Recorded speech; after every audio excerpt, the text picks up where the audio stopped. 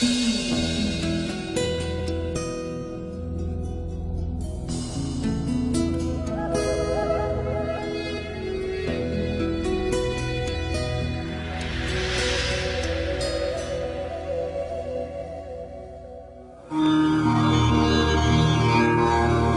200 years, a single family dominated India and astonished the world. A family known to history as the Great Moghuls.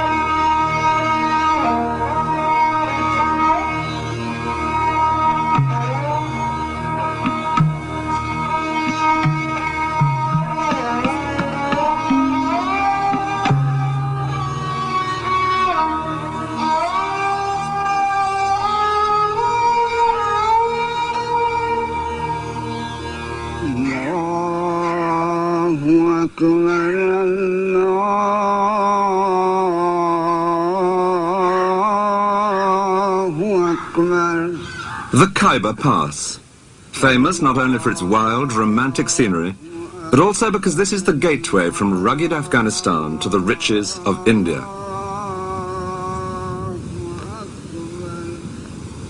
Through these mountains have come a succession of great conquerors, restless for new lands to plunder. Alexander the Great came by, so did Genghis Khan, and Tamburlaine. And if today the armed men are more local, in recent years most often the Mujahideen from Afghanistan, this remains a dangerous and exciting place, with the promise, once over the top, of India.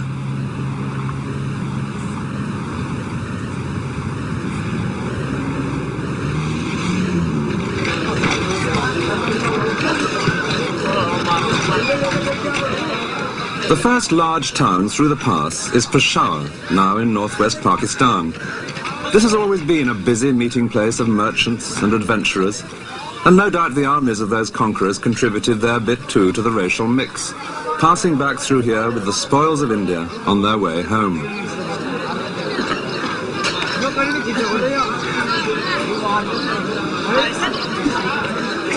But one conqueror who came through here in the 16th century intended to stay in India. He was a buccaneer with royal blood in his veins. His name was Babur. Babur had a direct link with those earlier conquerors, being descended on one side from the leader of the Mongols, Genghis Khan, and on the other from that equally ferocious predator, Tamburlaine. But his own descendants would rule with even greater splendor. Their court in India became famous throughout the world for its lavish display, astounding the European visitors who witnessed this scene, and who would call these emperors the Great Moghuls, meaning the Great Mongols. Their exquisite paintings and buildings, together with often grisly deeds of treachery, would add up to an irresistibly exotic Oriental melodrama. The family liked to imply that they ruled almost the whole world, enabling the lion to lie down with the lamb. But the early days of Babur himself had been very much humbler. His father had ruled a small kingdom to the north of Afghanistan, but he died when Babur was only 11, and his inheritance was grabbed by a stronger neighbor.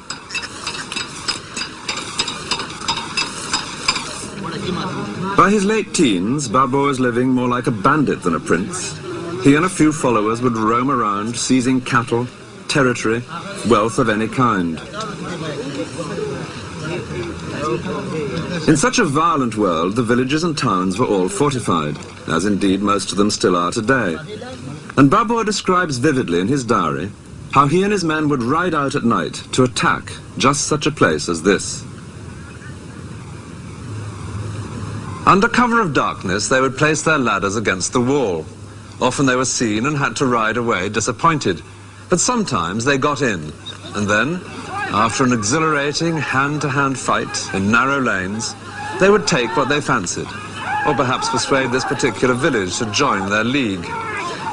Babur's following steadily increased. He was a leader who inspired great loyalty, And then there came a great breakthrough. In 1504, when he was 21, he captured a rich, sophisticated city, one which he would hold for the rest of his life, and which he came to think of as his real home. It was Kabul, now the capital of Afghanistan. Set among mountains to the west of the Khyber Pass, here was an ancient city in which Babur and his followers could settle down to a more civilized existence. The main cultural influence on this part of the world came from Persia. Babur, himself a keen poet and gardener, was able now to indulge in traditional Persian pleasures, of a kind which he and his family would later introduce to India.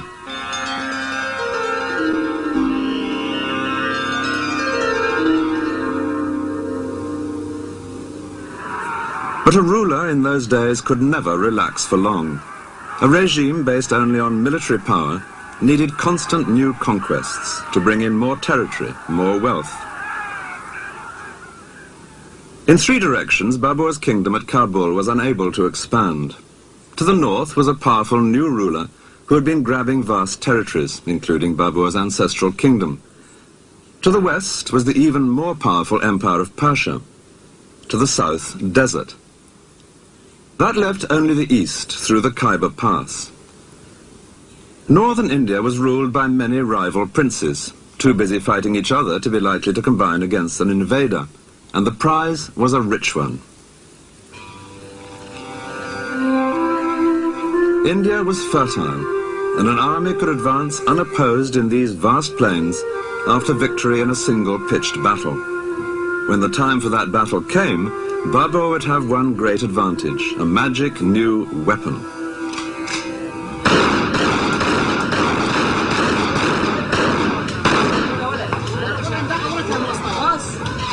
In Dara, just through the Khyber Pass, firearms are the stock in trade. Everyone here is busy making them. But when Babur came this way with his new muskets, which had reached him from Persia, no one knew what these strange objects were. He describes tribesmen making obscene gestures at this weapon that fired no arrow, until it went off in their direction.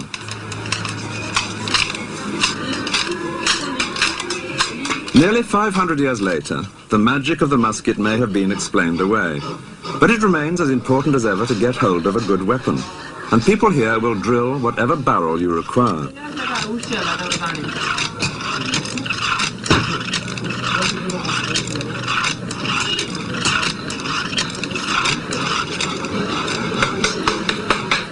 Every day, as the customers try out the wares, the valley resounds with gunfire.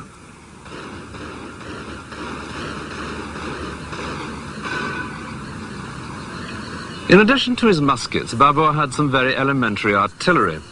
He had a Turkish gunner by the name of Ustad, meaning master, who'd been able to cast a mortar for him.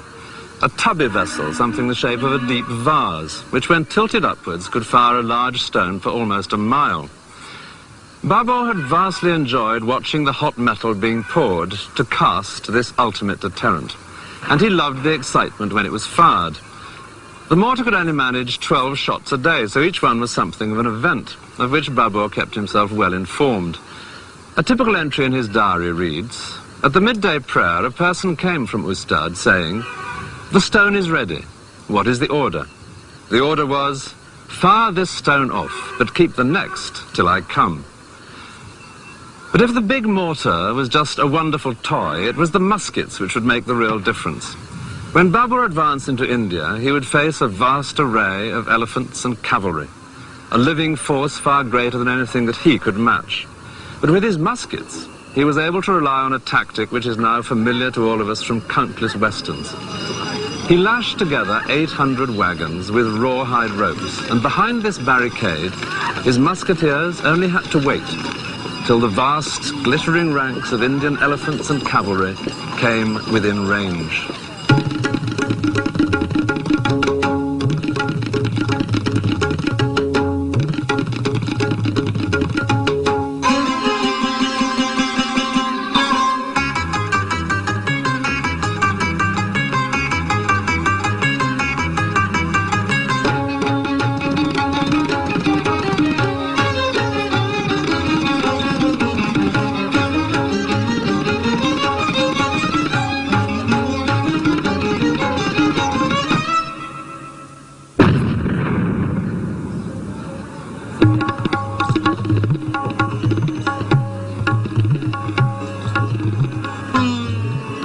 After his victory, Babur moved unopposed to the heart of northern India, through Delhi and on to the city which more than any other is now associated with the Great Moghuls.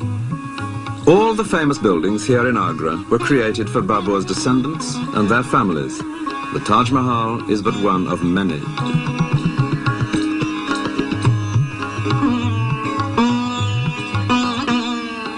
In this city, which would later display to the world his family's magnificence, Babur had a foretaste of the wealth of India.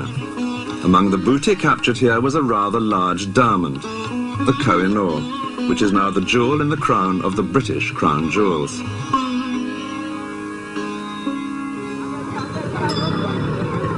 Babur was a keen observer of the world about him, and soon he was finding much to marvel at in this land which he had so rapidly conquered.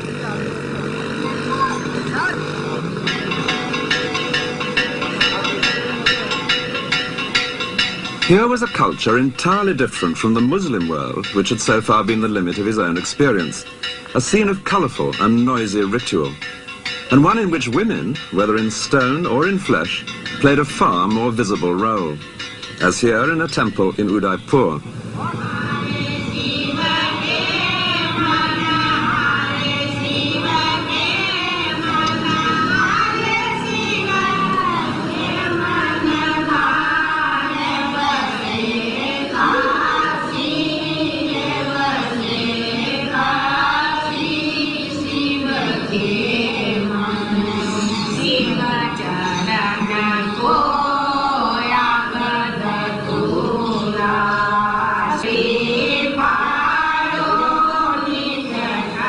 The Hindu religion developed much earlier than Islam, and this sort of thing was exactly what the Quran, like the Old Testament, most strongly disapproved of: idols. But Babur was too fascinated by life to waste much time on indignation. Instead, he was soon writing a section in his diary entitled Description of India. It begins boldly. India, he notes, is extensive, full of people, and full of produce.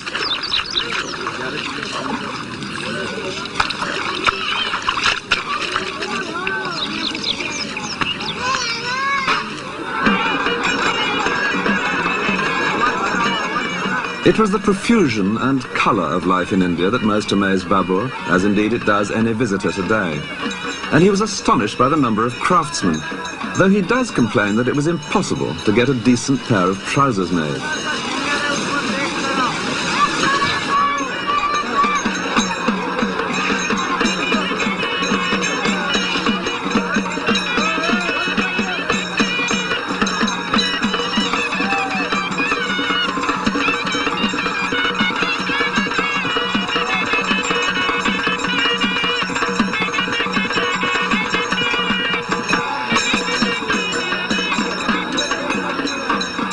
With all wealth depending in the end on what the land and human skill can produce, it was perfectly evident that there were better pickings to be had here than in Afghanistan. Though in India's summer heat, Babur did always feel dreadfully homesick for the mountains of his youth.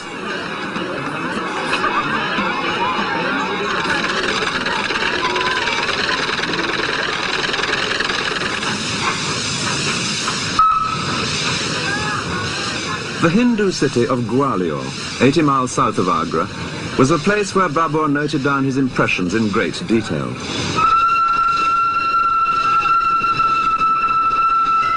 He first came here on September the 27th, 1528. That day he had earache, and so had taken opium, which was causing him to vomit when he visited this great fort. But, like any good tourist, he put up with that.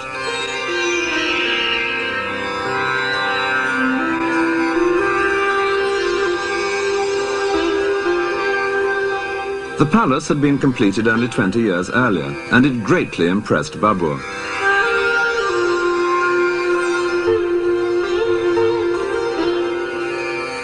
He noted the tiles, which included, he said, the semblance of banana trees.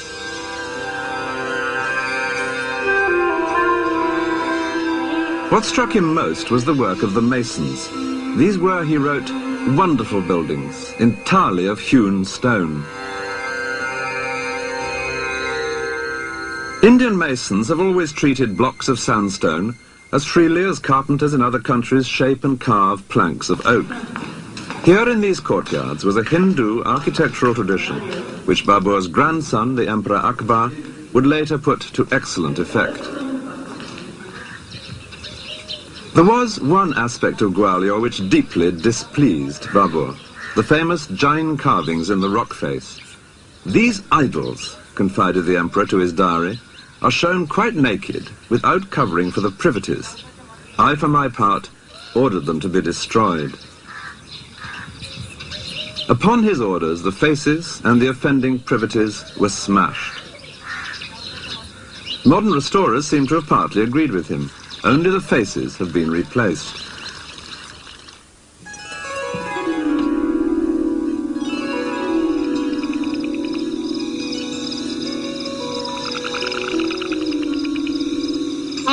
The illustrations, done later for his diary, reflect Babur's fascination with the wildlife of India, though the artists don't always seem to have studied nature as closely as he might have wished. One frequent complaint in his text is the lack in India of good, cool streams. All the Mughal emperors loved water, and where they didn't find it in nature, they set about providing it in gardens.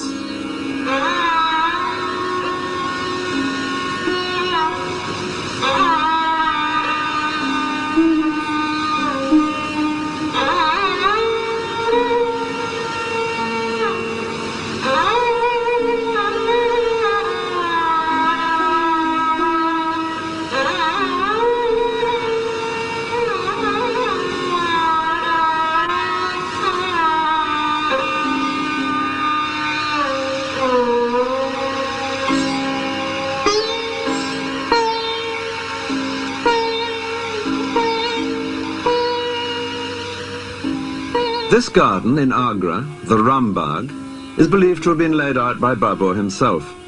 It follows the rectangular system of the water gardens of Persia, just as in the paintings. Water flows through the channels laid for it and tumbles and trickles into pools, as the engineer carries out the plans approved by Babur himself. He had made several such gardens in Kabul, and the ones he created here in India no doubt helped to remind him of home. Babur would come to his gardens for a task which he very much enjoyed, that of writing up his diary from the notes he had taken all his life. And the tale he had to tell was among the most romantic of life's basic plots, the rags to riches story, from the early days, with sometimes just a couple of hundred followers, to all the wealth of India. And it was here in Agra that he decided to celebrate his success. He would give a sort of empire warming party. Word was sent out that all who had helped him on his way should come to receive fitting benefits. Even quite humble people were invited. A man who had once helped him across a river on a raft, some peasants who had sheltered him in Afghanistan. It took a couple of years for all the guests to arrive, and then there was a huge feast, with Babur under a pavilion in the centre, and the guests stretched out in a great semicircle of 100 yards or more. There was much present giving, and dancing, and acrobatics, and general self-satisfaction.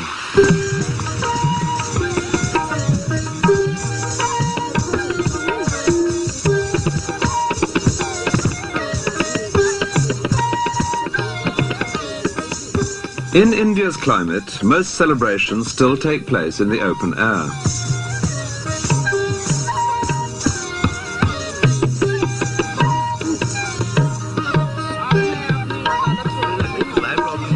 From everyday picnics to more special occasions, a meal on the grass or on carpets remains a part of social life.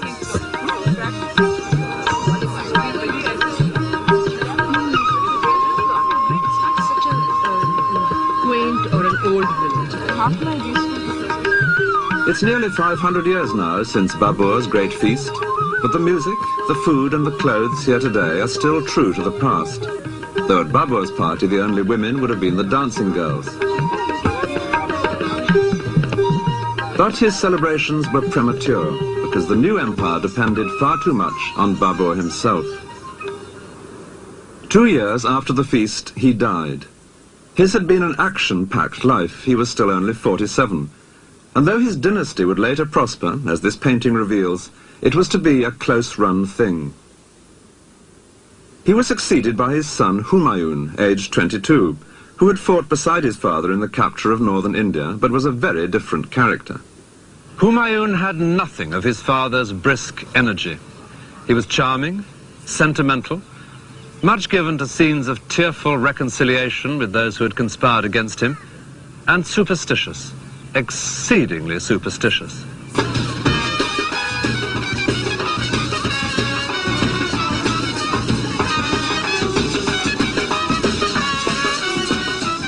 The superstition that dominated Humayun's life was one that is still an everyday feature of India. This marriage procession, a familiar sight in the streets here, couldn't possibly happen without the precise time being chosen in advance by an astrologer.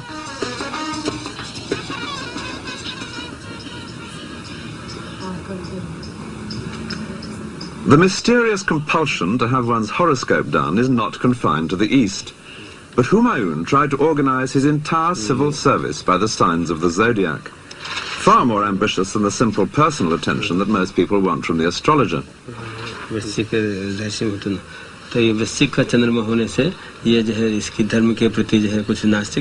Humayun's astrological civil service, the officials responsible for the earth signs naturally took charge of agriculture.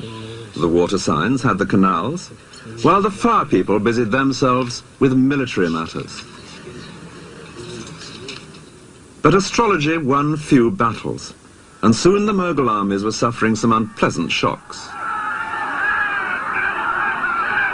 Humayun himself had to make several humiliating departures from the battlefield, including one hurried escape across the Ganges, hanging on to an inflated goat skin.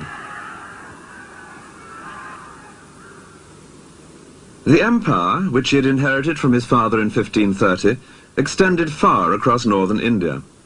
10 years later, he had lost control of the whole of it, and was wandering as a refugee in the deserts of Rajasthan, with his family and a dwindling band of courtiers. Their circumstances were already bleak, but there was worse to come. In the heat of the desert, there is no greater relief than to come across a working well. But this was to be an increasingly rare sight that summer for Humayun and his family. They began to find that most of the wells they came across were dry. They had been filled with sand, the buckets were clogged and empty. The cause was a clash with Hindus. Members of Humayun's party had killed some cows, sacred animals to any Hindu. Rajasthan is a fiercely Hindu territory, and the people here had been deeply offended.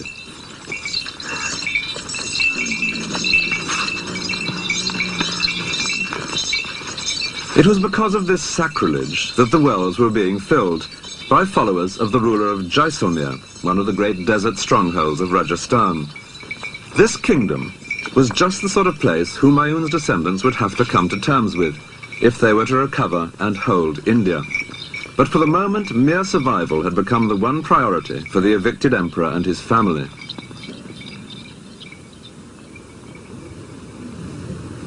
They plodded hopelessly on, though one small miracle, which was often later retold with delight in family history, did seem like a good omen. A young wife of Humayun's was just 15 years old, but was also 8 months pregnant. And she now felt that famous arbitrary longing of pregnancy for one particular kind of food.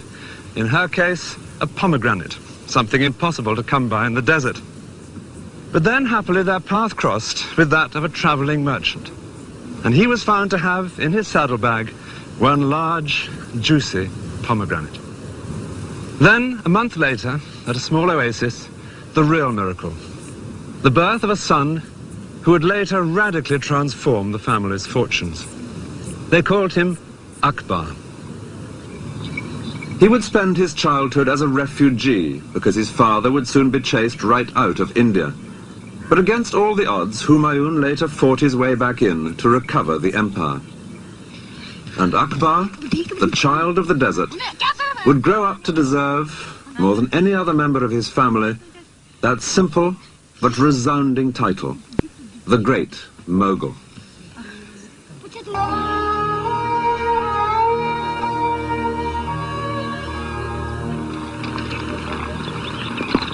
The powerful fort of Rohtas in Pakistan was built during the boyhood of Akbar, the greatest of the Great Moghuls. But it was built by a rival who had driven Akbar's father from India, a mere 15 years after the family had conquered the land. The Mughal Empire now seemed little more than a 9 days wonder. But then India fell once more into chaos, and Akbar's father managed to fight his way back past here to recover his kingdom. It was the plains of northern India which the Mughal family had conquered in 1526, and which Akbar's father, Humayun, now recovered, settling back into his capital city at Delhi. It was only just in time, for 6 months later he was dead, but at least that meant it was here in Delhi that his tomb would rise, as the first of the great Mughal monuments, giving a reassuring, if so far entirely false, sense of stability and power. Above the tomb, a dome, like a bud which would later flower in the dome of the Taj Mahal, reflecting the Persian traditions behind the Mughal family. Poetry played an important part in Persian court life, and with pleasures such as these, Humayun now relaxed once again in Delhi. As well as reading poems, a favourite game was to improvise them, and naturally his reconquest of India was the most popular subject of all. It was into this building that Humayun now moved his precious collection of family manuscripts. This was the scene of the poetry readings, but the scene also of a disastrous accident. One day in 1556, Humayun was up here on the roof of his library. He'd been hearing the latest news from Mecca, from some pilgrims who had recently returned, and he was discussing with his astrologers the hour at which they expected Venus to rise, because he intended to hold an assembly at that propitious moment. And when that time had been agreed, he began to go down these steep stone steps. And then, something which the astrologers had evidently not foreseen. His foot was on the second step, when he heard a muezzin from the nearby mosque calling the faithful to prayer. And as Humayun turned to incline his knee in respect, he tripped in his robe and fell headlong down.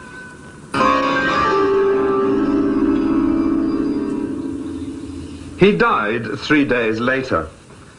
And in such an unstable empire, the sudden death of the emperor automatically meant a political crisis. Humayun's son, Akbar, was already an experienced soldier, even though he was still only 13 years old. But he happened to be hundreds of miles away campaigning in the Punjab.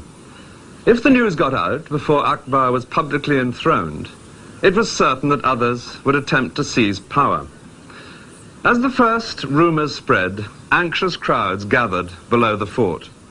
So Humayun's courtiers fell back on an ancient ruse. Someone who vaguely resembled the dead emperor was dressed up in his clothes and waved reassuringly at the crowd at a suitable distance. No doubt some of the people were fooled for some of the time. And meanwhile, the action had moved elsewhere. When the news reached Akbar, he was miles from anywhere in this vast plain. He had with him an experienced general to keep an eye on the boy, and the general now organized a hurried but essential ceremony. There had to be a coronation. The king is dead, long live the king.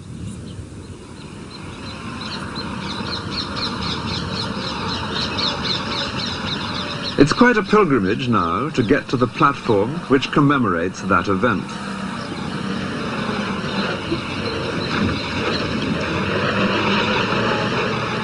Known as the throne of Akbar, this surely has to be the least visited of all Mughal monuments. Well, here at last it is, with just some water buffaloes now standing where the courtiers did on that distant day, and a rather brutal Ministry of Works fence separating it from the surrounding countryside.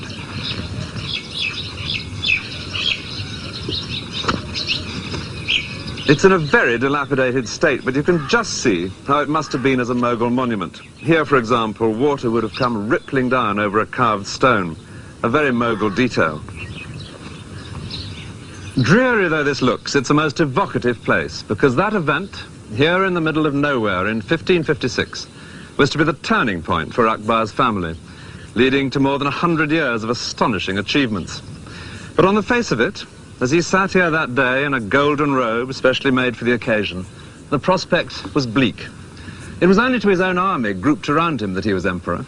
Others would have different ideas. His claim to rule was not that strong. His father and his grandfather had between them notched up only 15 years ruling in India. And there were plenty of rival rulers who would now see a young boy on the throne as just the chance they'd been waiting for. As proof of that, it wasn't long after Humayun's death before a large Hindu army captured Delhi, and then moved in this direction to drive Akbar from India. In the resulting battle, the Moguls were heavily outnumbered, and if they'd lost that battle, there would have been no Mughal Empire. In the event, they were saved by a stroke of luck. A chance arrow hit the Hindu general in the eye, and the sight of him, slumped so visibly on top of his elephant, caused his army to flee. On such small incidents, the tide of events can turn. By the end of the battle, the Moguls had captured nearly 1,500 elephants, and it was like that many tanks, in perfect condition and with plenty of fuel and ammunition, falling into the hands of a modern army. So Akbar and the elephants were able to march back together into Delhi, for the moment unopposed. After the victory, a tower was built using the heads of the enemy, a custom whenever the defeated were non-Muslims. Rotting by the roadside, this was not a tradition well calculated to appease the local community. The young Akbar, on the face of it, seemed unlikely to appease anything. Physical danger was what he loved. Indeed, he'd been so much the athletic schoolboy that he never even learnt to read. Yet this was the emperor, Akbar, who had come to see the problems of India with its rival communities of Muslims and Hindus in a new and very unconventional light, shocking many of his own Muslim followers in the process.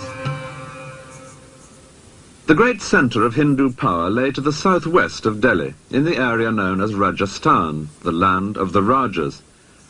Their fortresses dotted this ancient and highly colourful territory, and two in particular would be of great importance to Akbar: Chittor and Amber, which is now known as Jaipur.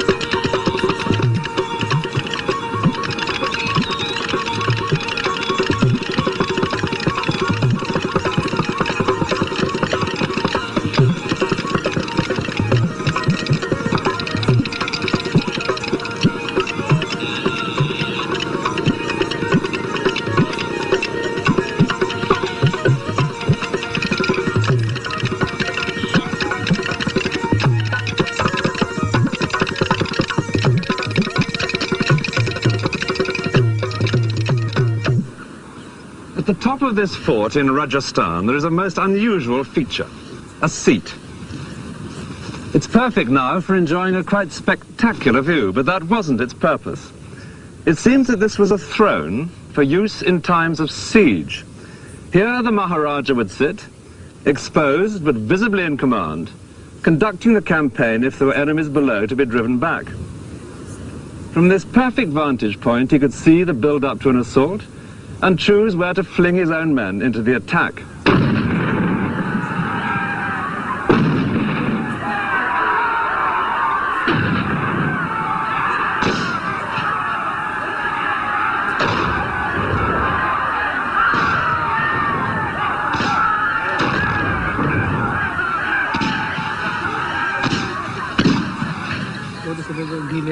The ferocity of the fighting men of Rajasthan, the famous Rajputs, was legendary. They were known as the greatest warriors in all India, reckless in their courage, a reputation sustained by their habit of going into battle high on opium. These were people that Akbar would either have to subdue or make friends with.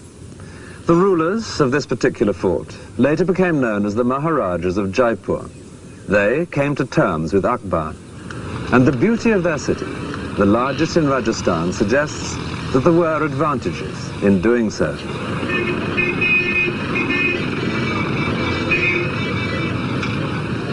Jaipur was built as a completely new city after 2 centuries of alliance with the Moguls. It all began with a marriage.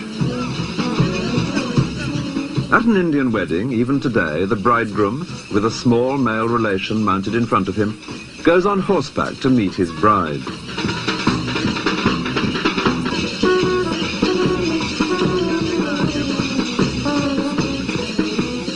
But when Akbar took a wife from the ruling family here in 1562, it was out of the question that he should ride to her. It was she who was sent to him.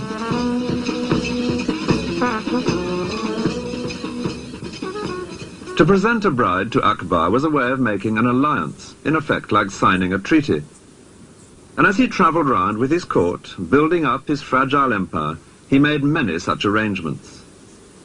His harem contained some 5,000 women, mostly slave girls.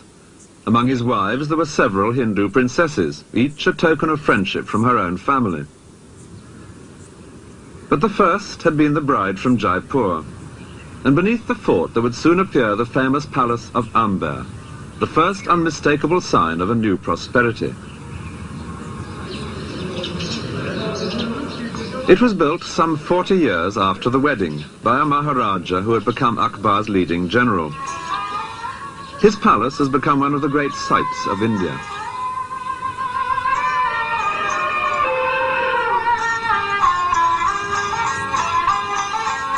For the tourists, an elephant ride up to Amber is a compulsory item on everyone's schedule.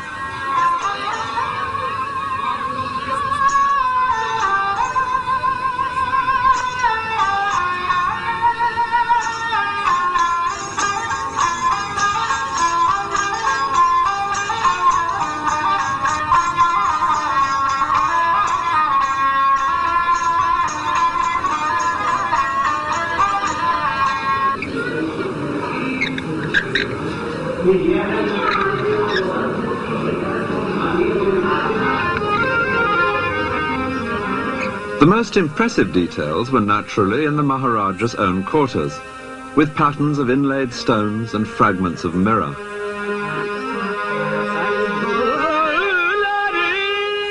Here, in pavilions placed between the public part of the palace to one side and the harem to the other, the ruler could entertain either outside visitors or his own women, in surroundings that would delight them all.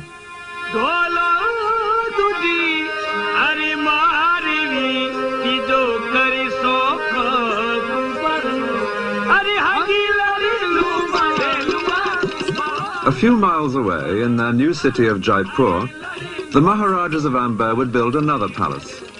And it's here that their present-day descendant lives. I asked him what benefits he felt there had been for either side in the family's long relationship with the Mughal emperors.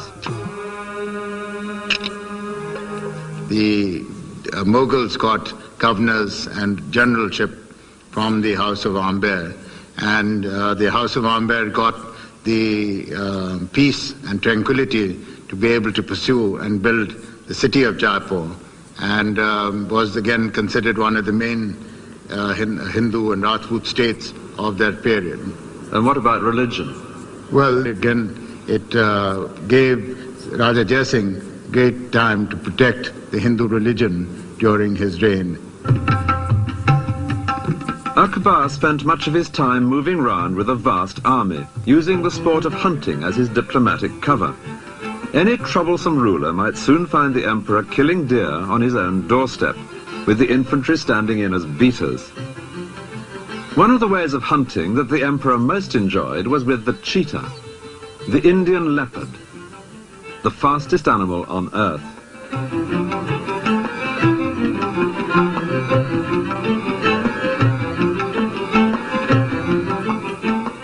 It can be unleashed for the kill like a hawk.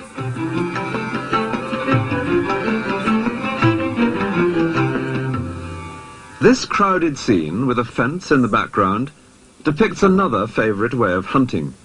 Akbar's soldiers would drive the deer in from miles around in an ever-shrinking circle. Then, as soon as the terrified animals were contained in a small enough space, the portable fence would be put up around them, and riding in with sword or lance or gun, the emperor would indulge in an orgy of killing. On one occasion, on a vast plain such as this, 50,000 beaters drove in game from 60 miles around, a very large army in disguise.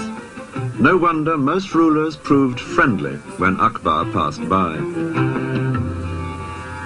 But there were exceptions, in particular the Rana of Mewa, who held the great fort of Chittor. As the senior prince of Rajasthan, he openly scorned the House of Amber for having given a daughter to the Mughal harem. Akbar determined that this proud knee must bend.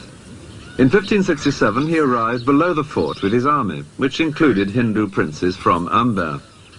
Chittor itself is nearly 4 miles long, but Akbar's camp extended 10 miles. It was to be one of the most famous sieges in Indian history. Akbar used 2 methods of assault, both of which are shown in these views done by his painters. One was mining, burrowing under the walls with explosives. The idea was to blow up a section for the soldiers to enter the fort. But fuses were unreliable, and the Mughal army suffered a major disaster when a charge went off in 2 stages. The first blew the intended hole in the wall, but the second exploded as the Mughals stormed the breach, killing several of Akbar's favourite officers. The other method was a fortified corridor, which was gradually extended until it reached the walls. From its protection, snipers, often including Akbar himself, would get closer and closer shots at the defenders. For 4 months, this daily trial of strength dragged painfully on. The siege came to a sudden end because of a single bullet. There had appeared on the ramparts on that particular day a Hindu officer, and in the way of the times, the bullet that killed him was soon credited to the gun of the emperor himself. It's true that Akbar did take an active part in the daily business of sniping at the fort, and it may well be that he did fire the lucky shot. But the significance of what had happened was not immediately appreciated in the Mughal camp, until they observed that fires were breaking out all over the fort. Then the Hindu generals in Akbar's army were able to explain to him what was happening. The man who had died must have been the prince in command of the fort, and the fires were part of a grisly but hallowed Rajput ceremony which always took place whenever defeat seemed inevitable. यानी कि हम जब राजपूत हार जाते हैं तो भी हमारी राजपूत परिवार की स्त्रियां जोहर में जलती हैं. जोहर शब्द का मतलब The Johar, described to every visitor here, is the favourite incident in Chittor's history, a symbol of the unyielding pride of Rajasthan. For the wives of Rajput warriors, death rather than dishonour was the compulsory tradition in the face of defeat. They were all burnt before their husbands sallied forth to meet their own equally certain end in a final, hopeless battle. Inside the fort there were some 40,000 peasants living, and, unusually for him, Akbar now allowed them too to be massacred. Clearly this victory over the uncompromising Rana of Mewa was to be taken as an example. The city of Udaipur reveals that the Rana himself compromised in a rather different way. He had left his men to defend Chittor while he withdrew to start again here, further removed from the centres of Mughal power. An unglamorous decision, but it preserved the independence of his house, which never intermarried with the Mughals, and it gave us one of India's most beautiful cities.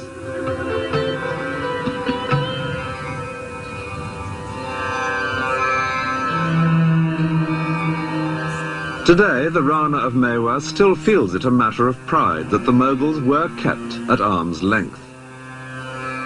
Now, we knew that if we were going to compromise with the Mughals, we would not be allowed to live with any self-respect in a Mughal court, and therefore we were very keen to protect our self-respect. The other reason is that our family is religious, deeply religious, and we believe in the values set out in Hinduism. And people look up to our family as the custodians of Hinduism, and whenever the Hindu faith and the Hindu religion was threatened, we were not prepared to compromise, and we fought for protecting the faith. To celebrate his victory over the Hindus of Chittor, Akbar made a pilgrimage to a great Muslim shrine. It was to Ajmer that he went, to visit the tomb of a saint who had brought to India the more tolerant strain of Islam known as Sufism. His shrine remains a holy place today.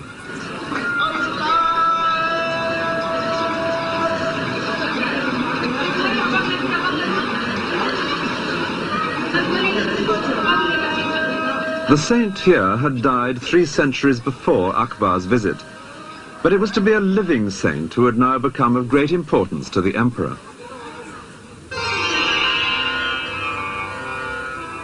Fatehpur Sikri is on the itinerary of most visitors to India today, but in the mid-16th century it was just a minor place of pilgrimage. There was a saint living here of the same tolerant sect as the saint at Ajmer, and like other holy men, he would receive visits from those seeking comfort or advice.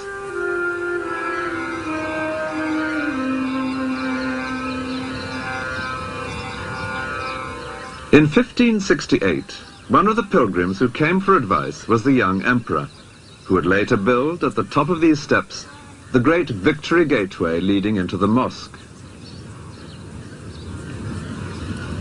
When Akbar came to visit the saint who lived near here, he brought him a pressing problem. He was now 26, but in spite of his large number of wives, he still had no son.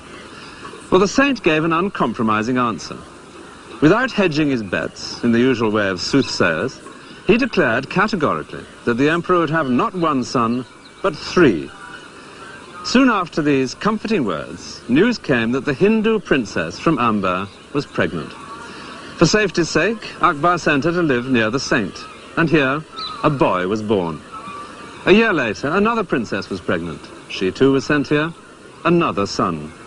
And 2 years after that, a 3rd boy, exactly fulfilling the saint's prophecy. But with a track record like that, an emperor does not stand idle. And that was why, over the next few years, Fatehpur Sikri became increasingly important in Akbar's life. The palace, which Akbar would now build beside this mosque, was a gesture of gratitude to the saint, of confidence in the future, and of exuberance. An exuberance reflected, it's pleasant to imagine, in an entertainment offered to the visitors here by one particular old man, several times a day.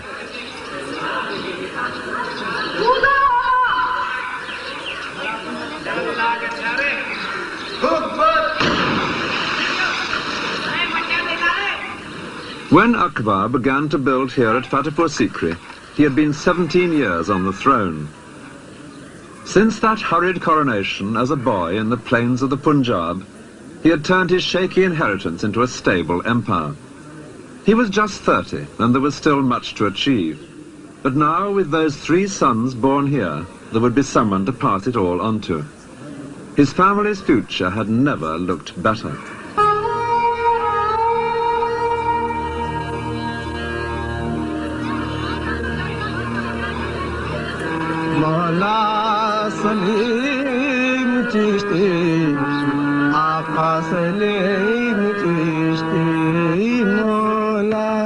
The hilltop round the mosque at Fatehpur Sikri was bare in the 16th century.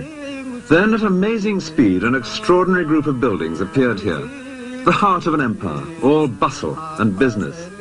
But that lasted just 14 years, after which the place was deserted, and it's remained so ever since. This is not a ghost city, it's a ghost palace. In these courtyards, the Emperor Akbar created his own very original concept of a place where a ruler could feel really at home. Akbar decided to build here because of a local holy man, or saint, so the mosque was always central to Fatehpur Sikri.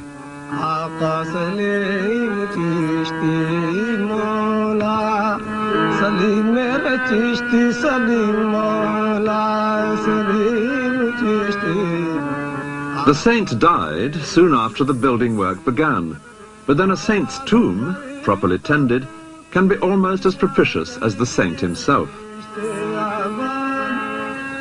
Clad in fine white marble, which was added by Akbar's grandson, the tomb is the centerpiece of the courtyard.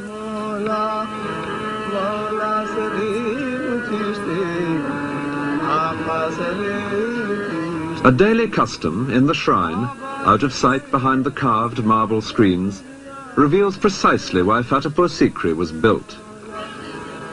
Women tie threads to the screen. Each is a wish for a child, a reminder that when Akbar came here without an heir, the saint told him he would have 3 boys, and when he did, the builders were called in. Akbar chose a Hindu style of architecture, and no doubt most of his labourers were Hindus too. Certainly the women.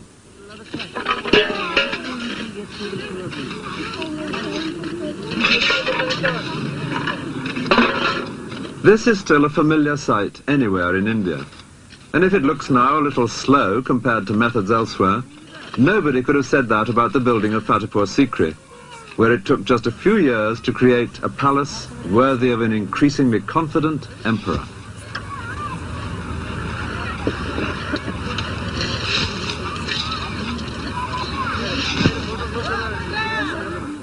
This was the area over which Akbar, at the age of 13, had inherited very shaky control.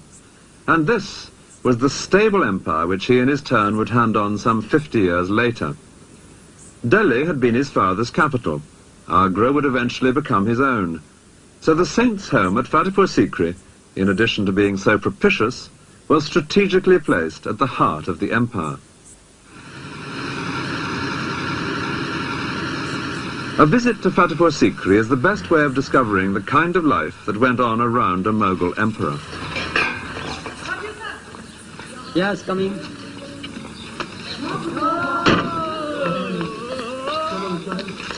There were even more barriers then. From the Moghuls to the British to today, there is nothing new about Indian bureaucracy.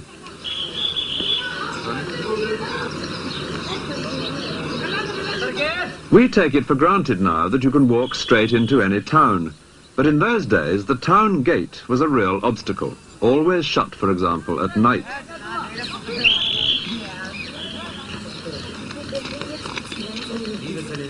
This next gate was the entrance to the palace itself. Whenever the emperor came through here, there were musicians playing for him in the room above. But for the rest of us, the name of this one has a somewhat familiar ring. It was known as the Naubat Khane, which means roughly the house of taking one's place in the queue. Well, there's little danger of a queue today because now hardly anything comes through here except tourist buses. But then, as the remains of these shops reveals, this was a bustling commercial thoroughfare. The traders can be seen in this painting, and beyond them the next gate. For Fatehpur Sikri was a series of concentric circles. With the emperor at the center, each circle became more private, more difficult to get into. It wasn't till this courtyard that you might catch a glimpse of the emperor himself. He would appear here each morning to hold public audience, from his raised throne pavilion on the far side.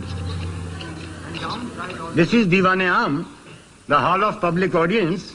Emperor used to sit in the center and both side ladies, and downside all ministers. Public used to sit there. The public consisted largely of officials who attended to hear the judgments or decisions that the emperor had made in private council. In the next courtyard stands the extraordinary building which Akbar devised for that private council. It has an interior which is no use at all to anyone except an emperor. It's a single high room with this massive pillar in the center. Down below would stand those who were going to hear the emperor's discussions, but not take part in them. Clerks, for example, recording what was said. The purpose of this great pillar is not immediately clear. In fact, it's a very high throne, as can be seen from above. The one flaw in this otherwise splendid design is that to reach his throne, the emperor had to climb some astonishingly steep stairs. But once he'd got to the top, a very different prospect, and a quite extraordinary seating arrangement. There are places to sit all round the edges, and 4 bridges to the throne in the centre. If someone needed to talk more intimately with the emperor, or to take him something of interest to look at, he would cross one of the bridges, no doubt stooping humbly as he went, which does also make it feel a lot safer, to where Akbar sat on plump and comfortable cushions. The whole arrangement seems custom-built for an egomaniac, which is exactly what it was. But then emperors and modesty have never gone hand in hand, and this does feel exceptionally good. Akbar loved in particular talking about religion, on which he was very much a free thinker, unlike his predecessors. He refused to accept that his own creed, Islam, could have a monopoly of the truth. And he enraged his experts on the Quran by making them discuss, in here, the nature of God, not just among themselves, but in argument with Hindu gurus, who would sit on the opposite side. The final straw for the orthodox Muslims was when Akbar introduced his own religion. It borrowed something from each of the others, but added one startling new element, in that Akbar himself seemed to have taken over the role of God. Close to Akbar's eccentric hall of private audience, there is a 5-story building. It stood on the borderline between the male world of Akbar's imperial responsibilities and the feminine part of the palace, the harem, which lies beyond. This is the Panch Mahal, 5-story building, summer palace for the ladies. As the guide explains, this lovely, cool palace without walls was probably used on special occasions, such as parties, by Akbar and his profusion of ladies. The women would come to it from their enclosed quarters beyond, an area into which in those days no man, except the emperor himself and male members of the family, would ever go.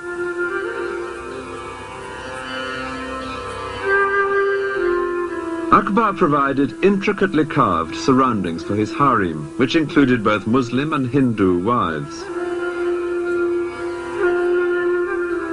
But the method of construction at Fatehpur Sikri is entirely Hindu, with the straight lines of great stone pillars and beams instead of Muslim curves.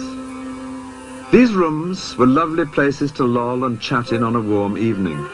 If they look a bit stark now, it's because they're unfurnished. This is like viewing an empty flat, and as on that occasion, the trick is to imagine the missing items.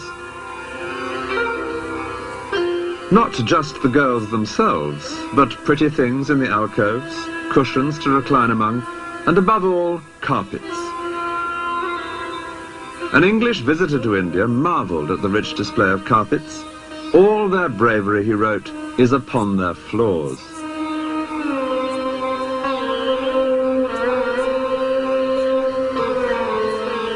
In many Indian villages, carpet making in the traditional way is still an important industry. The sound here is that of the various foremen, calling out which colour of wool is to go where to form the pattern.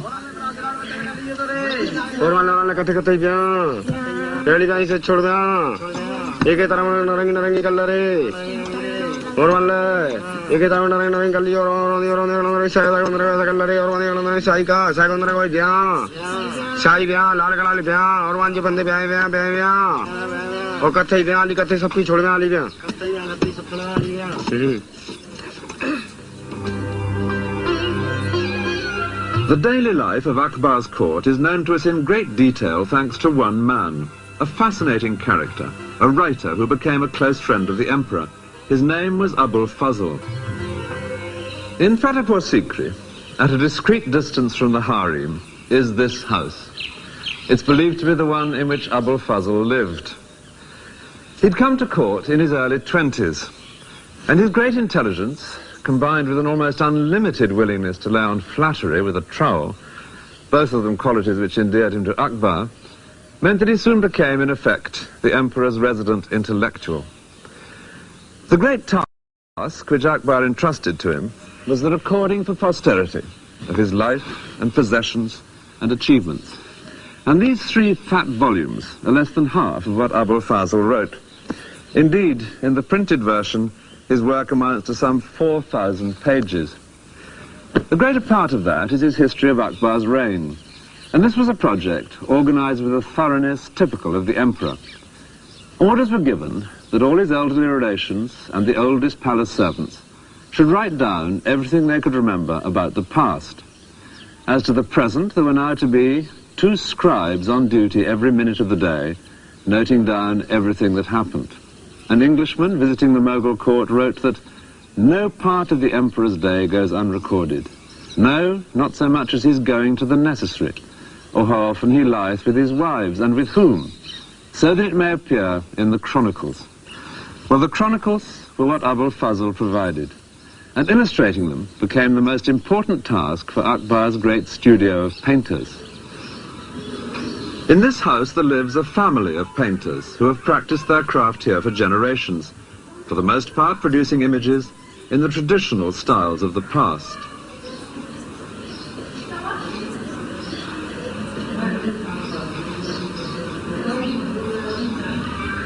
Among the many schools of Indian art, the greatest is that of the Mughal court, established by Akbar. His painters would often collaborate on a picture. Each would put in what he did best, someone for the landscape or the architecture, and later someone else for lavish costumes or animals or flowers.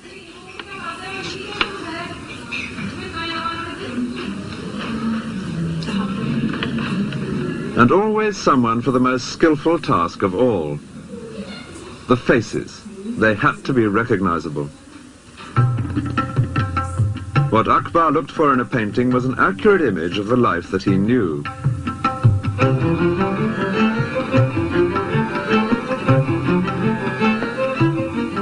He took a keen personal interest in his painters.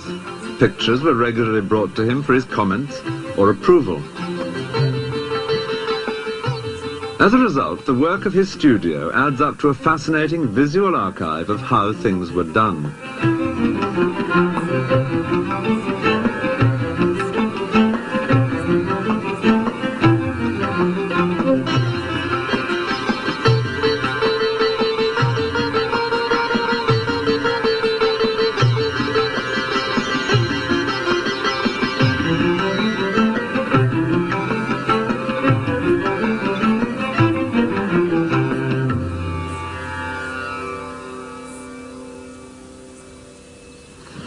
In his great work, Abul Fazl also collected masses of dusty information about the empire and how it functioned.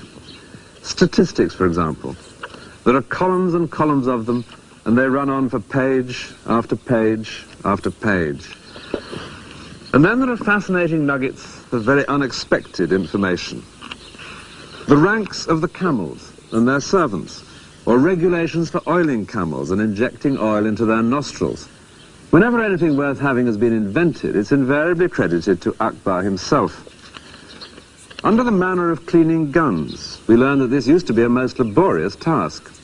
But His Majesty, from his practical knowledge, has invented a wheel, by the motion of which 16 barrels may be cleaned in a very short time. The wheel is turned by a cow. And then there are fascinating details about Akbar's daily routine. We learn that he never drank anything but water from the Ganges, which was carried with him wherever he went. And he had the great luxury of ice arriving every day of the hot Indian summer in an endless succession of boats and carts from the distant Himalayas. He only had one meal a day, but the fuss that caused was phenomenal on its long journey from the kitchen. India's housewives still prepare dishes for their husbands to take to work in that splendid Indian invention, the tiffin can. But Akbar's dishes were sealed for a different reason, fear of poison. Before sealing, each was tasted by 3 officials. If anyone was going to die in instant agony, it would not be Akbar. One of the greatest bonds between Abul Fazl and Akbar was a shared love of religious speculation. and Abul Fazl spends a great deal of space in this volume describing the beliefs of different religions. So both men were equally delighted when a third element was added to the discussions held here at Fatehpur Sikri between Muslims and Hindus. There arrived from Goa something entirely new, a couple of Jesuit missionaries. Christian engravings had already begun appearing in the elegant scrapbooks kept by Mughal courtiers, because the Portuguese had now been in Goa, on the west coast of India, for half a century. Distributing images of this kind was a part of missionary activity. The efforts of the missionaries did lead to some surprising juxtapositions. The companion for Jesus is Akbar's own son, Jahangir. Akbar's Muslim advisors were ordered by the emperor to engage in debate with the two visiting Christians. Akbar expected some sort of truth to emerge. Vain hope. The Jesuits pitched into the Muslims with such vehemence that the emperor himself had to take them aside to advise caution.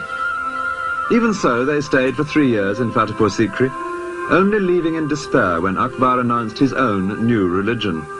But at least they had provided some interesting new themes for Indian artists.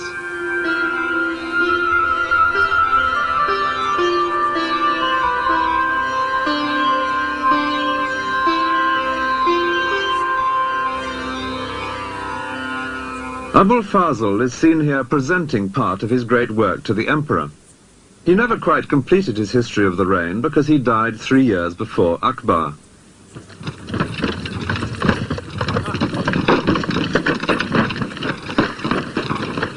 This romantic place, by the name of Orcha, 100 or more miles south of Fatehpur Sikri, was where Abul Fazl met a violent death.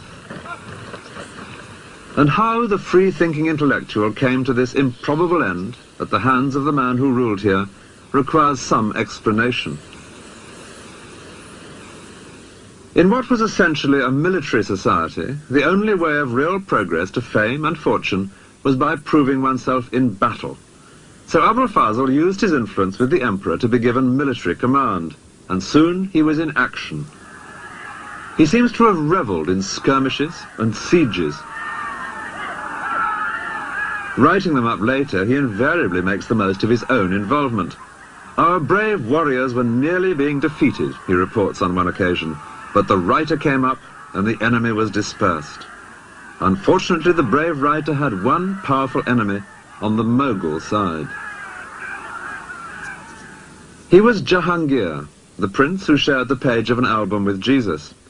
As the eldest son, he was Akbar's natural heir, but he had led a most dissolute youth, and Abul Fazl had made no secret of his low opinion of him. Now the prince was showing signs of open rebellion.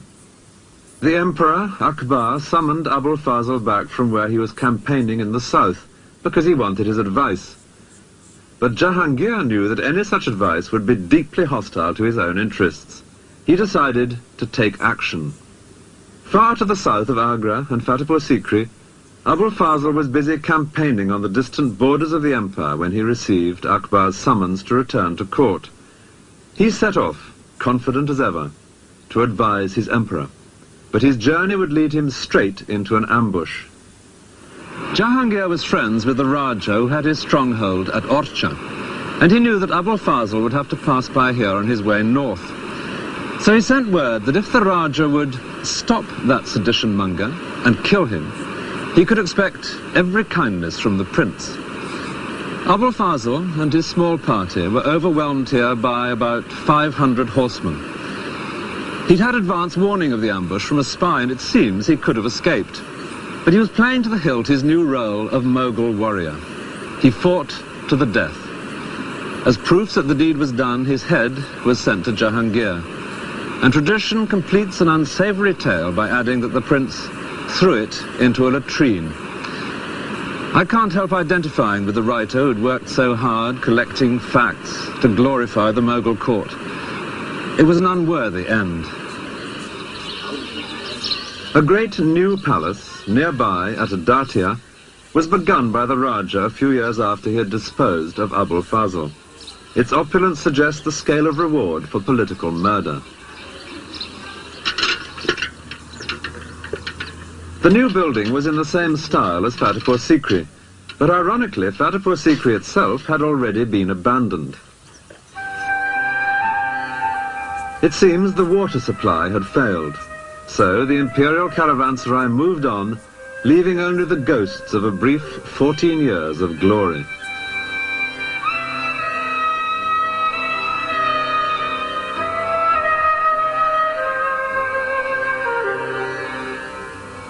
From 1584, Agra was where the emperor now once again made his headquarters, within the magnificent great sandstone walls which give the Red Fort its name.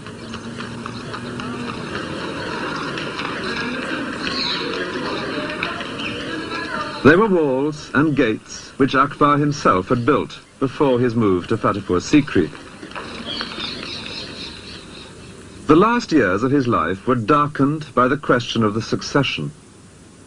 Akbar was now in his 60s, and he had no great liking for his son Jahangir, the murderer of Abul Fazl. The rumour was that he might skip a generation. Jahangir had several sons. Was it perhaps in the old man's mind to pass the crown to one of them? Some tried to read the answer in one particular event. A favourite entertainment among the Moguls was the elephant fight, and Akbar now ordered a contest between the best elephant of Jahangir and the best elephant of Jahangir's eldest son. Many believed the result would decide which of them should inherit the crown.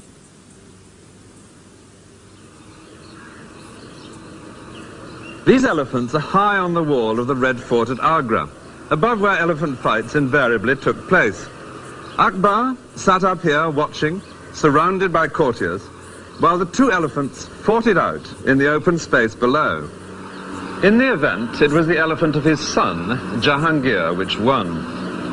A month later, Akbar died, and he did decree on his deathbed that Jahangir should succeed him. But the real person to have watched on that day of the elephant fight was a 13-year-old boy who sat up here beside his grandfather. He was a younger son of Jahangir, who had become known as Shah Jahan, and he would add a new and darker strain to his family's history.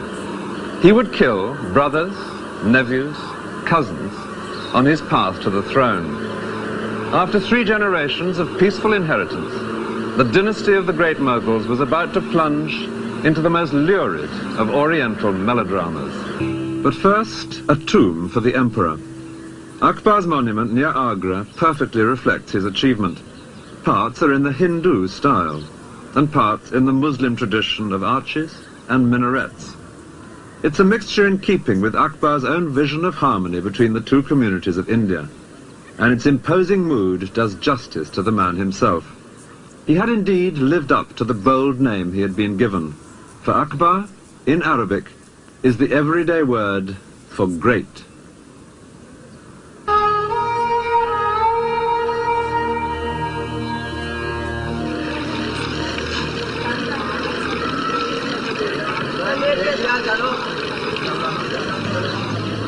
The Lake of Pushkar in Rajasthan, one of the holiest places in India.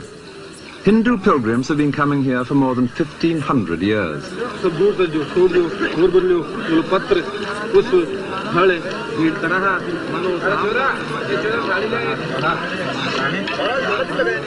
But Mughal emperors came too to see the pilgrims, in particular Akbar's son Jahangir.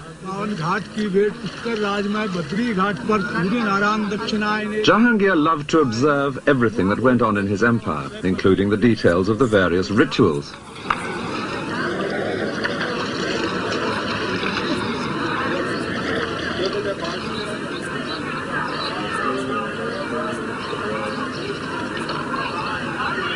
With Jahangir, a new element enters into the family history. He was the first great Mughal to inherit a stable empire, which meant that he was also the first who from the start could relax and enjoy himself.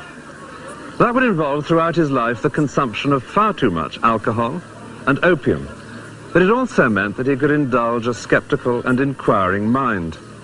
When he came here to Pushkar one day in 1615, he was told, as no doubt every visitor was, that this holy lake was bottomless. Well, the tourist is supposed to reply, how fascinating. Not Jahangir. He called for a plumb line and sent men out in boats all over the lake. He was delighted to be able to prove that at no point was it more than 18 feet deep. But somewhere beneath these waters there are some pieces of broken stone which suggest a darker side to his character. He saw a Hindu idol which suddenly offended him.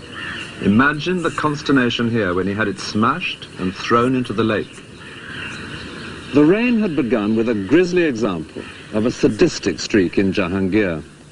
His eldest son mounted a feeble rebellion against him, and in Jahangir's reaction there was too much of macabre humour.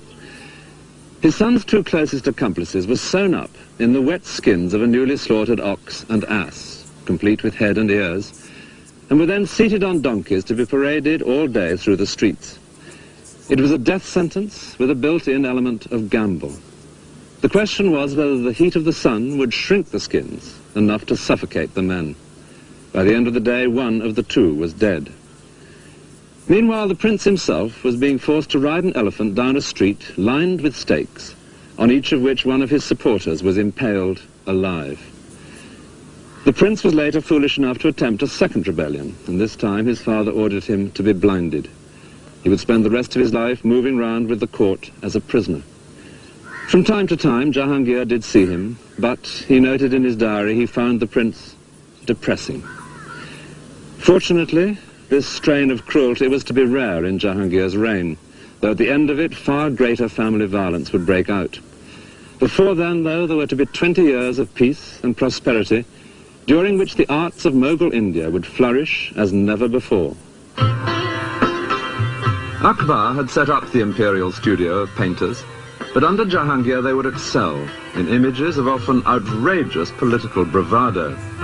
Here Jahangir embraces his great enemy, the Shah of Persia, but meanwhile the Mughal lion has nudged the Persian lamb right into the Mediterranean. Jahangir loved watching animals and birds, and would note their habits in minute detail in his diary.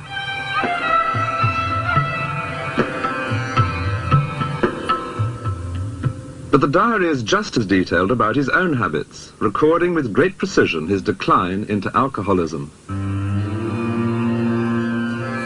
From wine he turned to spirits, and then to double distilled spirits. He was drinking 20 cups a day at one period, with a dose of opium as well, and he was at no pains to conceal this alarming fact. Indeed, he even had himself shown with a wine cup on one of his coins, deeply shocking to the Muslim faithful.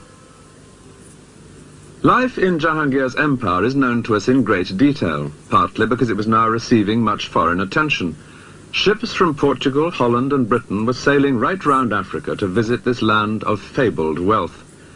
It was from the port of Surat in 1615 that a very articulate Englishman set off inland on an arduous journey to seek out the emperor, who was with his army a few miles from Pushkar at the city of Ajmer. Actually, by a strange coincidence, there were two Englishmen here in Ajmer that winter of 1615. They couldn't have been more different, though they did decide to share lodgings. One was the first official British ambassador to India. King James I had sent him out to try and set up a trading agreement for the newly formed East India Company. The man chosen for this difficult task was Sir Thomas Roe, and he describes how he met in Ajmer that famous unwearied walker, Tom Coriat. Coriat was a writer who had indeed spent 3 years walking to India, but was determined that his readers should see him on an elephant. He was lucky to be alive, since his idea of good Christian behavior was to climb the minaret in mosques and to shout down that Muhammad was an impostor. Roe was soon deeply embarrassed by his eccentric compatriot. Coriat was something of a linguist, and he now addressed to Jahangir a speech in Persian, which was fine until Roe discovered what he was saying. He was asking the emperor for money, which Roe considered unseemly in an Englishman. Roe himself, by contrast, had brought presents for the emperor, which was essential for an ambassador because presents played a major part in Mughal court life. Indeed, Roe describes how people would hold up in the air the gifts they had brought for Jahangir, and if something nice caught his fancy, he would ask that person what business he had come upon. Unfortunately, Rowe's presents, which had been provided by the East India Company, turned out, when they were unpacked, to be mouldy, which provoked a very sharp letter home. Even so, he did make progress at court, and soon he was invited to one of Jahangir's evening parties.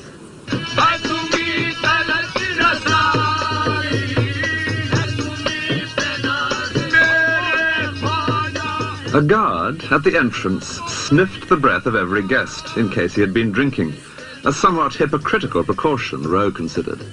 And indeed, serious discussion of British trade did turn out to be quite impossible. The Emperor was, in Rowe's words, too drowsy with the fumes of Bacchus.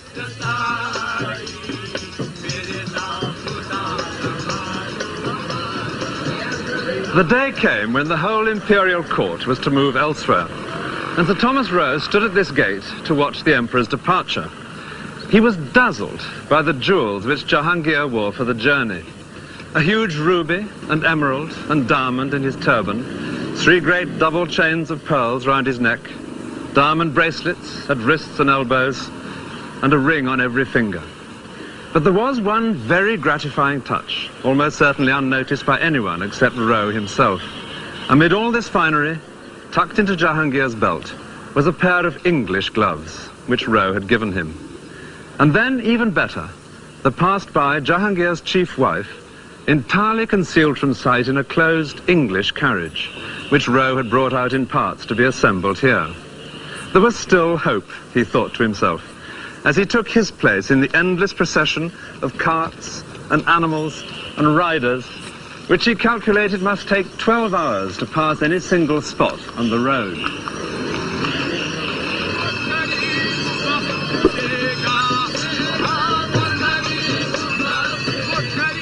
The Emperor's own travelling palace itself needed 600 animals to move it from one place to the next. And when the whole city of tents was set up, Rowe considered it one of the wonders of his experience. It was some 20 miles around. Here the daily life of court and government could be carried on just as in a permanent city of stone. After 4 months on the move, the royal caravan came to Mandu, a vast hill fortress, where Jahangir now settled in for a prolonged stay. Here were palaces in which it was a joy to relax after the upheavals of travel.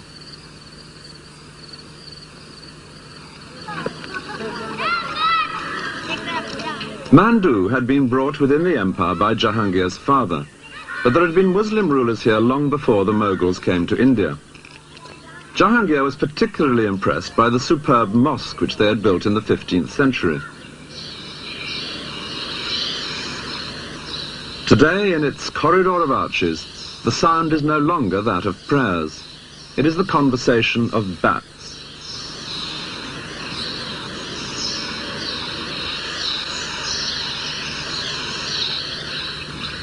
Sir Thomas Rowe's first task, after arriving in Mandu with Jahangir's court, was to find lodgings. He couldn't afford the comfortable places that were being snapped up by the rich courtiers, so he set off to look for something within his own means. And eventually, he came across a deserted mosque, which he thought might just do him. And this is believed to be the very one. It's not exactly lavish, but he would make the best of it. First of all, putting screens across the entrances to keep out intruders, and particularly some that bothered him at night. There were lions prowling about. I like to think of him safely barricaded in here with his dwindling stock of presents for important people piled high in an alcove. Now he could get on with the real work of an ambassador, joining in life at court, being seen at the best parties, always trying to get the ear of the emperor. One of the most important parties was on the emperor's birthday. Rowe managed to get an invitation and so saw a central event, the weighing of a member of the royal family against gold and then against silver and jewels. The idea was that his weight in each of these valuable commodities would be distributed to the poor. Rowe doubted that the money would really be handed out, but conspicuous generosity was good for the imperial image, and by now the empire was prosperous.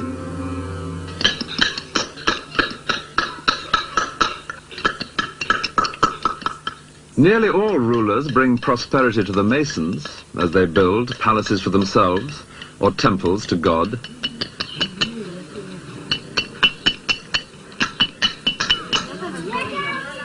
Rather fewer do anything for the peasants.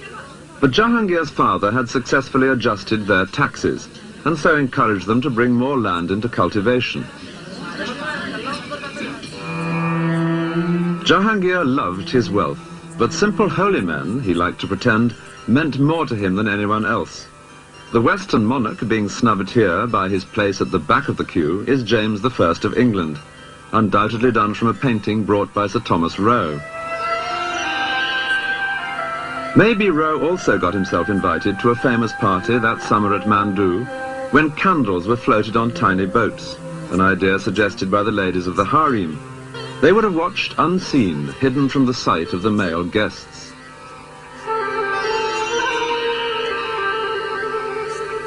Every new day that Sir Thomas Roe woke up in his makeshift home at Mandu, it became more and more clear that he was getting nowhere in his main task, that of winning a trading agreement for Britain's East India Company. And by now he was well aware of the reason. He was often with the Emperor, who seemed very friendly, but he was nowhere near the real seat of power. That lay, unseen, behind the throne, in the shape of a woman, famous in India's history. She was Jahangir's favourite wife, Nur Jahan. The many portraits of her are all imagined, since no painter would have been allowed to set eyes on the royal women. Nevertheless, she can literally be said to have ruled from within the harem. It's a common Western belief that veiled women, or those in purdah, are totally cut off from the world. But to see them today, seemingly separate in a modern street, is to get perhaps the wrong impression. There were certain advantages to being behind the veil, as explained by a woman who herself grew up in traditional purdah. Conducting business face-to-face is not necessarily advantageous to both parties. And I feel that the woman in purdah had a very special advantage because she was sitting inside, whereas the person she was dealing with, whether it was a businessman, whether it was a property seller, a landlord, whomsoever, was sitting outside. Now he of course couldn't see her, and from his point of view it was like what a modern telephone conversation is, so that you cannot observe the expressions or you cannot see what the other person is actually feeling, whereas from the woman's point of view she could observe everything about him.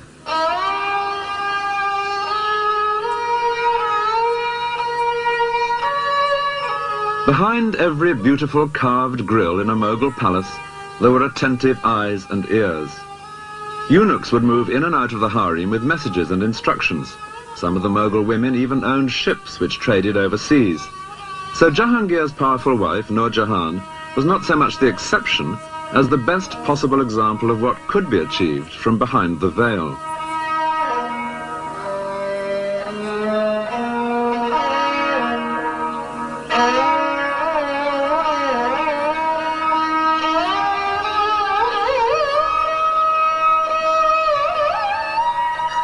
In a garden by the river at Agra, there is an exquisite building which is solid evidence of Nur Jahan's power and wealth.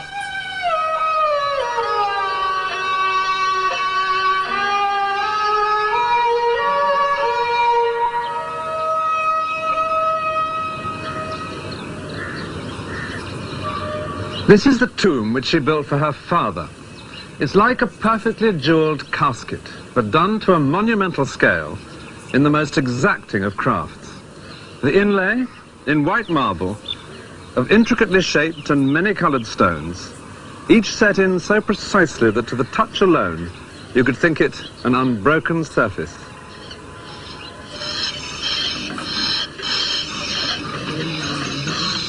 Using tools which owe nothing to the 20th century, craftsmen in Agra still lay delicate patterns of stone in marble.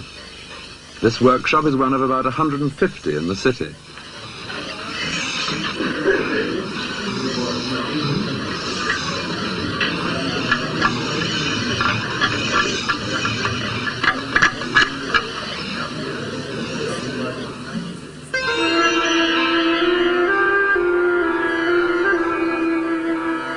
The Taj Mahal, which at a distance looks pure white, is decorated all over with this kind of inlay on a massive scale. This is the tomb of Nur Jahan's niece.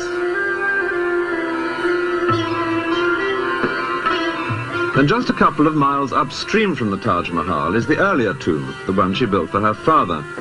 The most spectacular of Mughal monuments, both for people born into her family and only connected by marriage with the Moghuls.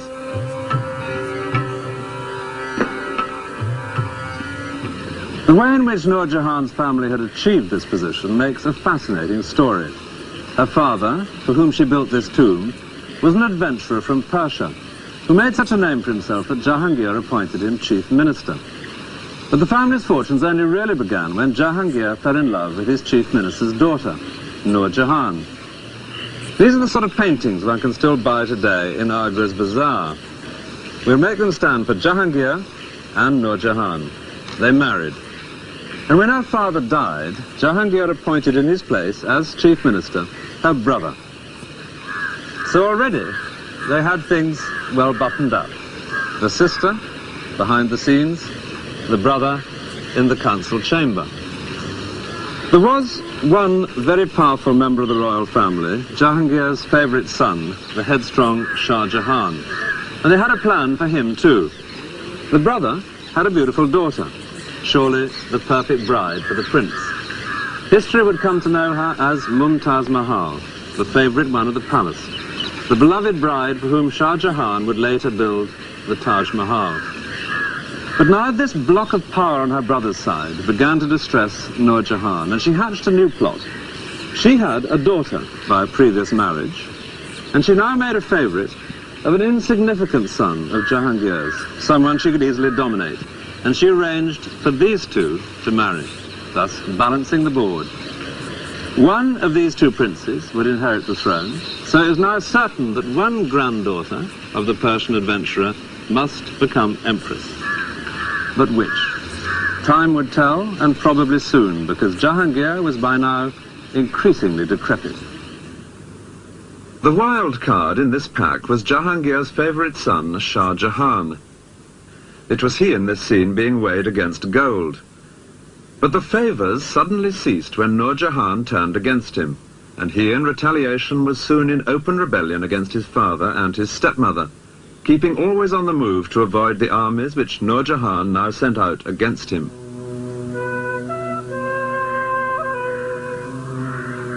This lovely island in the lake at Udaipur is one place where he sheltered for a few months.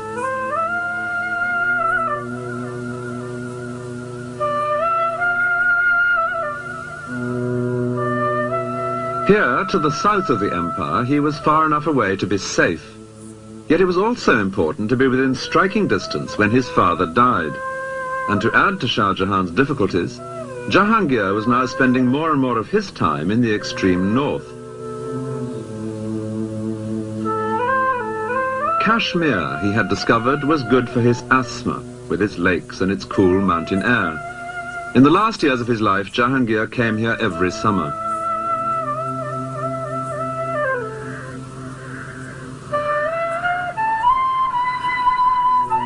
Here he could relax and forget the outrage of a rebellious favourite son.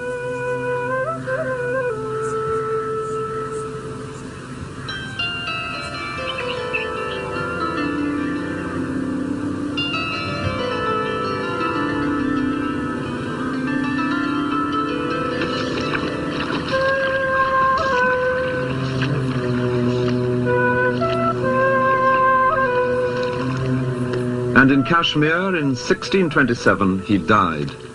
His life, devoted largely to his own pleasure, had strangely brought his empire peace and prosperity. His death would unleash the violence beneath the surface. Lahore was where they took Jahangir's body for burial. A few miles to the north of the Great Mosque, there now stand his tomb and those of the brother and sister who had opposing ideas as to who should succeed him. The tomb of Nur Jahan lies today right up beside a railway line.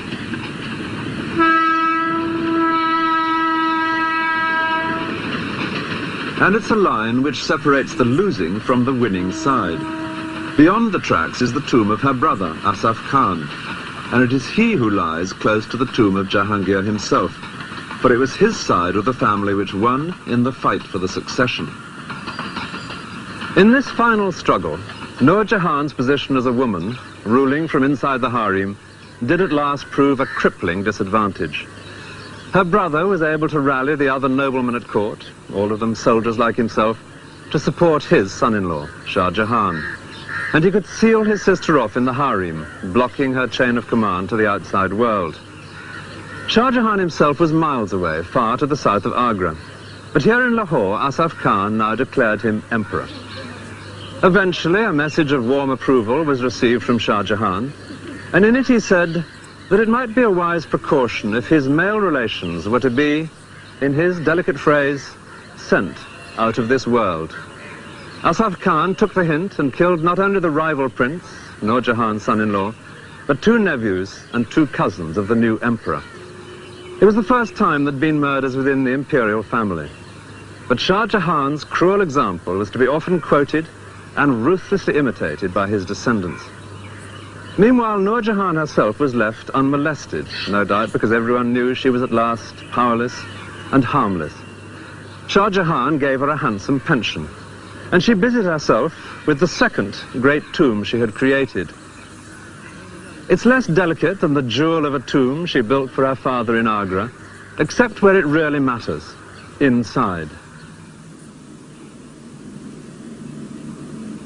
In the marble coffin chamber at the heart of the tomb, Nur Jahan provided the most exquisite of monuments to her husband, the indulgent emperor who had made possible her extraordinary career. The inlay of semi-precious stones in marble was a style introduced in Jahangir's reign.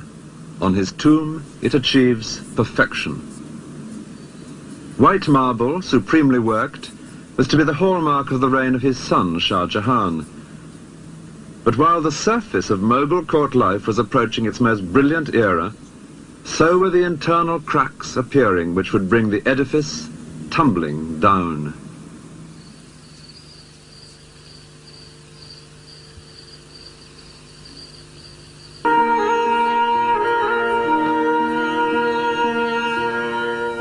The Taj Mahal is famous not only for its unrivaled beauty, but because it has at its heart a love story. The love of the Emperor Shah Jahan for his wife, Mumtaz Mahal.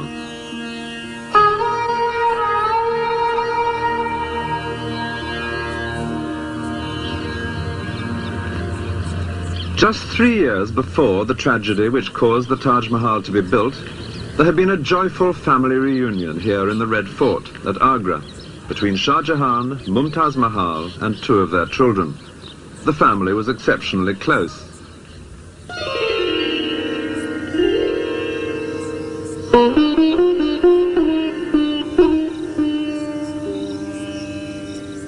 This island in the lake at Udaipur, 400 miles southwest of Agra, is the best place to imagine Shah Jahan with his young family.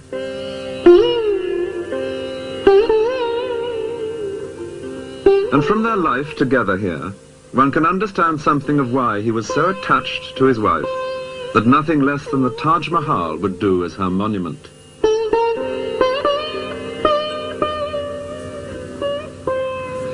For the last few years of his father's reign, Shah Jahan had been in open rebellion against him, constantly moving about to avoid capture. But he didn't send his wife and children to some distant place of safety. Instead, wherever he went, Mumtaz Mahal came with him. And we know that they took all important decisions together. One dry statistic will suggest how little they were apart. In the 19 years of their marriage, she bore him 14 children. The family stayed here at Udaipur for 4 months in 1623, as guests of the ruler, who was himself no friend to the Mughal court and was happy to entertain such a powerful rebel. This little palace, then newly built, is believed to be where Shah Jahan and Mumtaz Mahal lived. At the time, their eldest son, Dara Shuko, was 7, and the prince seen here in green, Aurangzeb, was 5. Those children who played together in this courtyard would later become enemies to the death. Here the swords were make-believe, but already life held genuine dangers. Soon the two boys were to set off together on a terrifying real-life adventure. Shah Jahan, weary of constant pursuit, made a deal. As a token of his own good behavior, he would send his two young sons to live at court as hostages. So for 2 years they were separated from their parents, who prudently remained well out of reach, far from the center of things. Then Jahangir died. Shah Jahan moved swiftly north to seize the throne, and he and Mumtaz Mahal were securely established in the Red Fort at Agra when the two boys arrived for that family reunion. All seemed to have come out perfectly after their times together of hardship and danger. But the new emperor had only 3 years in which to enjoy his good fortune. His wife died, giving birth to their 14th child. Shah Jahan was desolate. He gave up his gorgeous clothes and jewels and consoled himself only in the great task of keeping at least her name alive for countless generations to come.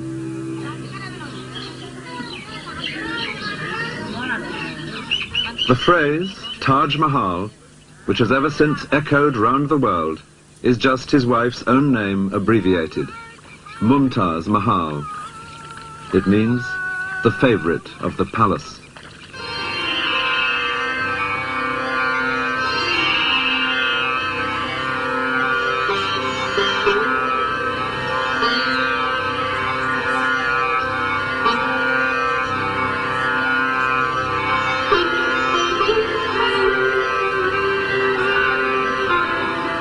The Taj has always been a holy place, a Muslim shrine for pilgrimage and prayer.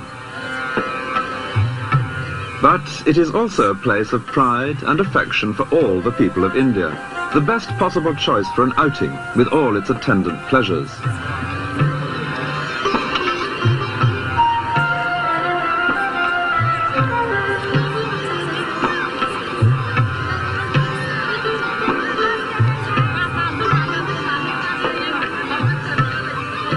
People ask, who was the architect? Apparently no one. It seems that Shah Jahan and his masons together devised this final perfect flowering of the architectural traditions of Persia and of Muslim India.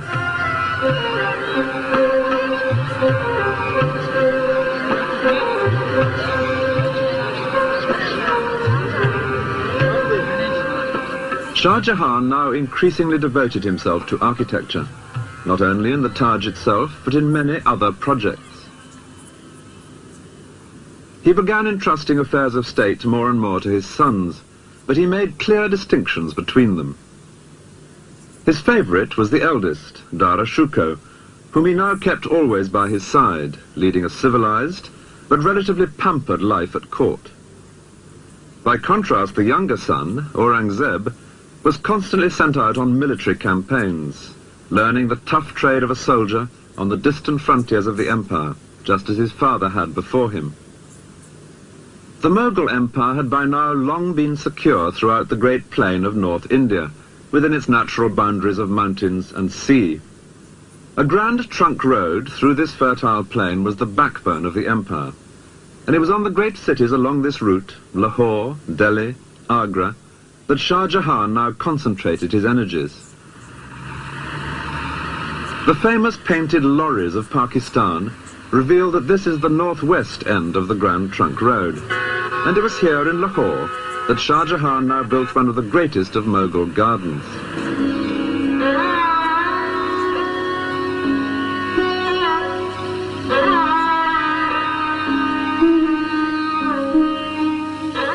The Shalimar Bagh suggests perfectly one very Mughal concept of earthly pleasure, the soothing delights of water.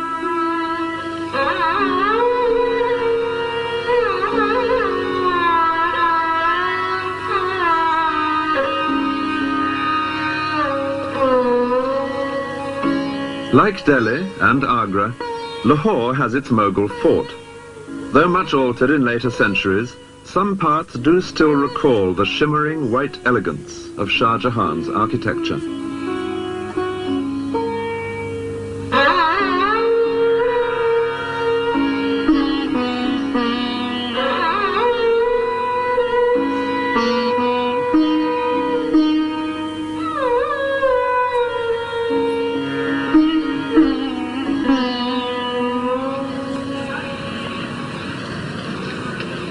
In Delhi, the next important place moving southwest along the Grand Trunk Road, Shah Jahan created from scratch a bustling city as well as a fort.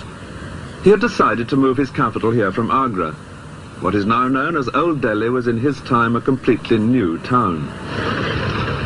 The main street, Chandni Chowk, leads straight towards the Lahore gate of the fort, known like its older counterpart in Agra as the Red Fort.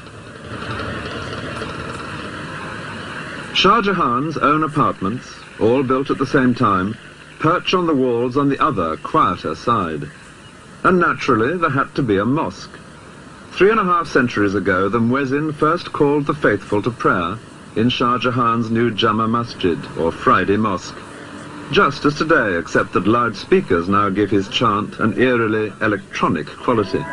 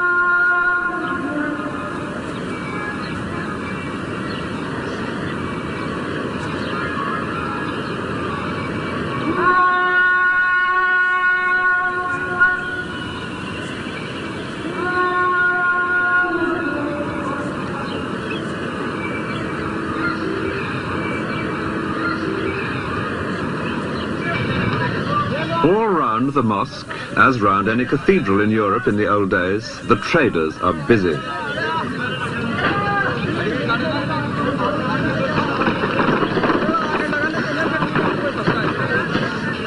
This is the market for cereals and spices.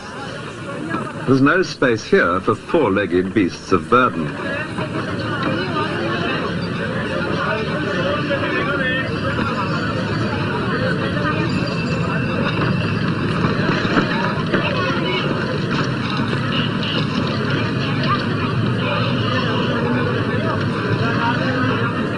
It's accepted today, as it always has been, that there is only one way to shift the commodity to the customer.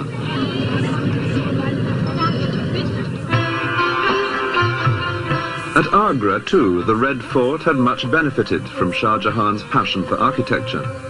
Within the red sandstone walls built by his grandfather, he had added his own characteristic white marble mosque and pavilions.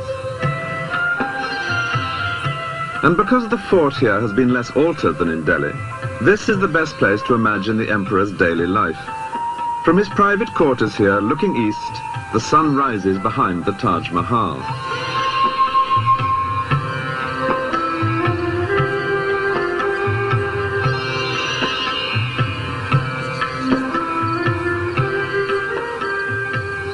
Every day, as the sun rose, Shah Jahan would appear from his marble apartments on the east wall of the fort to let the people below know that he was alive and well, and like the sun, busy on their behalf.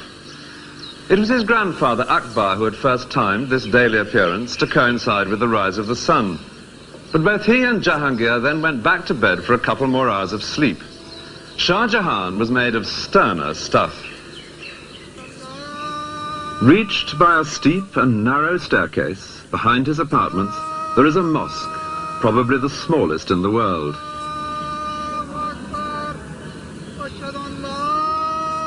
Here, answering the muezzin's call an hour before dawn, Shah Jahan had begun his day with a session of private prayer in this very private mosque. It is also made of marble because Shah Jahan was one of the greatest Mughal emperors. Meanwhile, his superb hall of public audience was filling up with those who had any business that day with the emperor.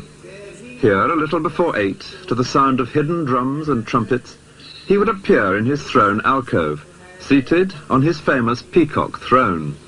And the Emperor Shah Jahan used to ride a peacock throne, which was made of diamonds and gills. It was later on was taken by Nadir Shah to Iran. This is one of the most spacious buildings. Here nobles and ministers, they stood for the judgment of the king, and they were provided golden and silver sticks, like your shooting sticks, to hang on if they fell tired. The servants whisking flies from the imperial presents stood on the heads of 2 golden elephants. And the business conducted here was as formal as this picture suggests. Behind the hall of public audience is a courtyard, to which in those days only a few trusted ministers and servants would be admitted. Here Shah Jahan would retire after his public appearance to carry on with the real business of state, in the equivalent of a cabinet meeting. This took place in his hall of private audience, a cool marble pavilion with views over the river. When the business of state was completed, it was already past noon, time for the emperor to slip into the harem for a meal. Here he presided over another court. It consisted only of women and eunuchs, but it was organized much like the one outside. Out of sight, behind what a writer of the time called the screens of purity, there lived a thriving community, abounding in gossip and rumor, and alive with intense ambitions and jealousies, as everyone competed for the favor of a single and almost unlimited source of wealth, the emperor himself. The emperor lived in his harem in a state of pampered isolation. At meals, for example, he alone would eat, sitting cross-legged on rich carpets. All around, set on white calico cloths, would be dozens of gold and silver vessels, each filled with a separate delicacy. To either side of him, a beautiful girl would be kneeling. The emperor would point to a particular dish, a eunuch would hand it to the girl, and the girl would serve him. After lunch, a siesta, with or without a girl, followed by an afternoon visit to a mosque for more prayers. And then, any further discussion with his ministers that might be needed, before returning finally to the harem for supper, this time with musical entertainment provided by the women. By 10 o'clock, Shah Jahan was in bed. A woman, chosen for her soothing voice, would read to him. His favorite book was the diary of his ancestor, Babur, telling how he had captured India. In 4 generations, from nothing to all this, it was most satisfactory. Shah Jahan had seized the throne by force, but he was determined to hand it on peacefully to his favorite, Dara Shuko, the elder of the 2 boys who had been held as hostages before his own accession.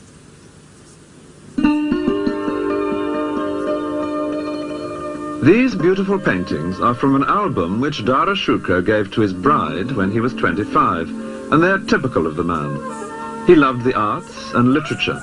Indeed, he had become by now one of the most civilized members of his dynasty.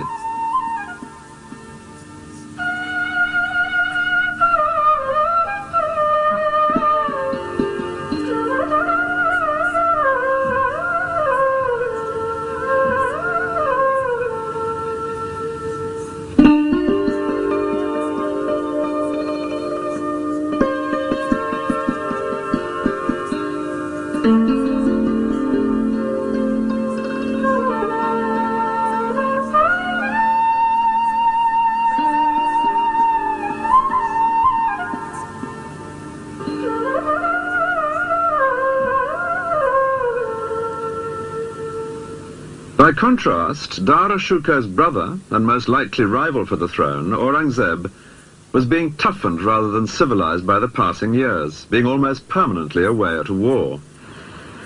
Orcha was where Aurangzeb's military skills were first revealed. The Raja here was unruly, so Shah Jahan sent Aurangzeb, still only 16, to reassert imperial authority. He did so, and entertained his father in the Raja's own palace. Father and son now perpetrated an outrage which was a major change of policy. They demolished the local Hindu temples. The young Aurangzeb was beginning in the way he meant to continue. Soon he was adding spectacular further conquests. even the great southern city of Hyderabad would eventually fall to him. It was famous then, as it is now, for its jewels.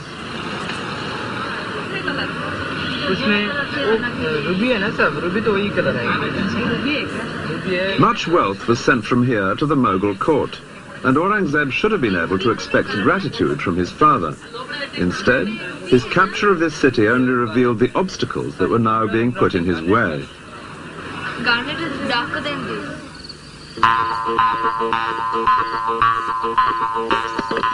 5 miles from the city is the fort of Golconda, the stronghold of the royal family of Hyderabad. It was here, to escape from Aurangzeb, that they now retreated. For if he had been able to capture them, then their kingdom, and not just their jewels, would have fallen to the Mughal Empire. The size of this place is astonishing. This courtyard is already halfway up inside the fort, but there's still all that rocky way to go before you reach the small palace at the top, where the royal family had taken refuge. Even from here it looks almost impossible to winkle them out. And yet it seems that Aurangzeb had a good chance of doing so. And it was that news, when it reached the ears of Dara Shikoh in the court at Delhi, which caused the trouble. He wasn't going to have his ambitious younger brother scoring a success on this scale. Admittedly, there were agents from here offering him bribes to intercede on Golconda's behalf, and he did take their money. But he could honestly claim that it didn't influence his decision. His interests and theirs already exactly coincided. So he persuaded his father, the emperor, to command Aurangzeb, who had in his sights a possible great victory for the Mughal Empire, to withdraw his forces. It was exactly the sort of frustration to fuel Aurangzeb's leaping ambition. The crisis came when Shah Jahan fell ill in the following year, 1657, and temporarily handed over the business of government to Dara Shikoh. But Aurangzeb and another younger brother doubted whether the arrangement would be temporary. They decided to move. Dara Shikoh was at the center of the empire in Delhi. The younger brother, Murad Bakhsh, was campaigning in the southwest. He now proclaimed himself emperor and set off north with his army. Aurangzeb, further south, was more canny. No mention of being emperor. He merely said he would help his brother to free his father from the treacherous Dara Shikoh.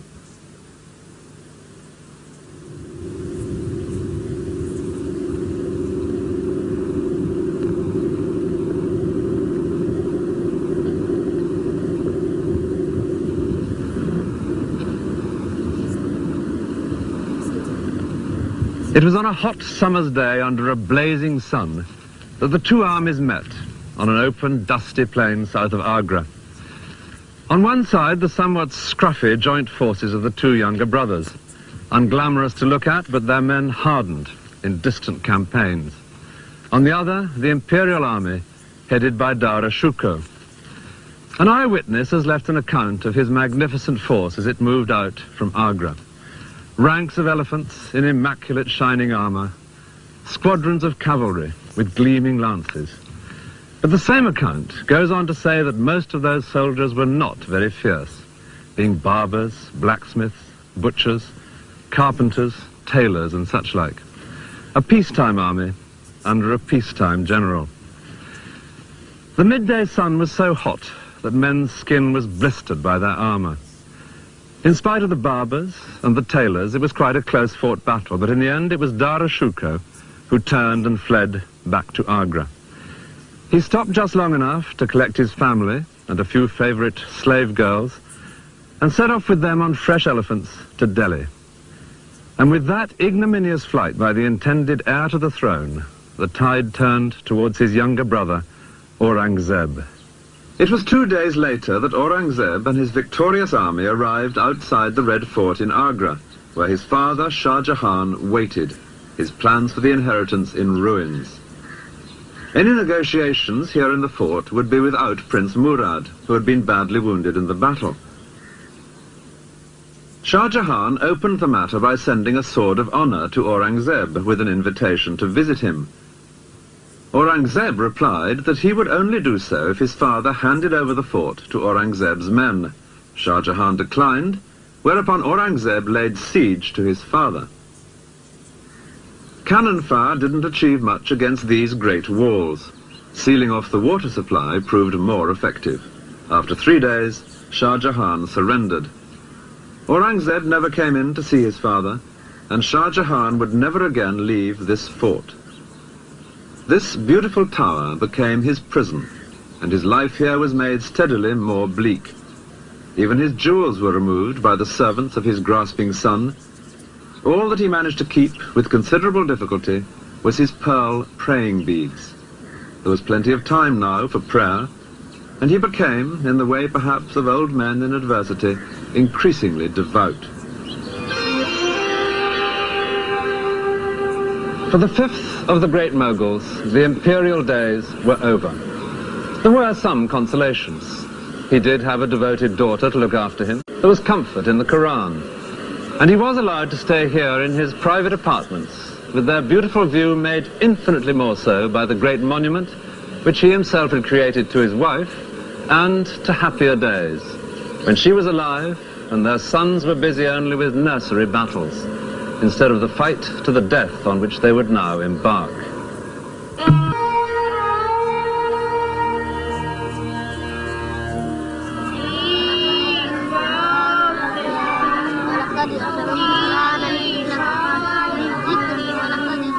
Learning the words of the Holy Book by heart.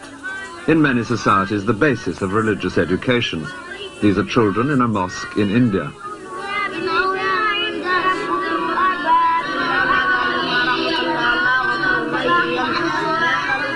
This kind of learning is seen as instilling two virtues, knowledge of the Quran and a sense of discipline.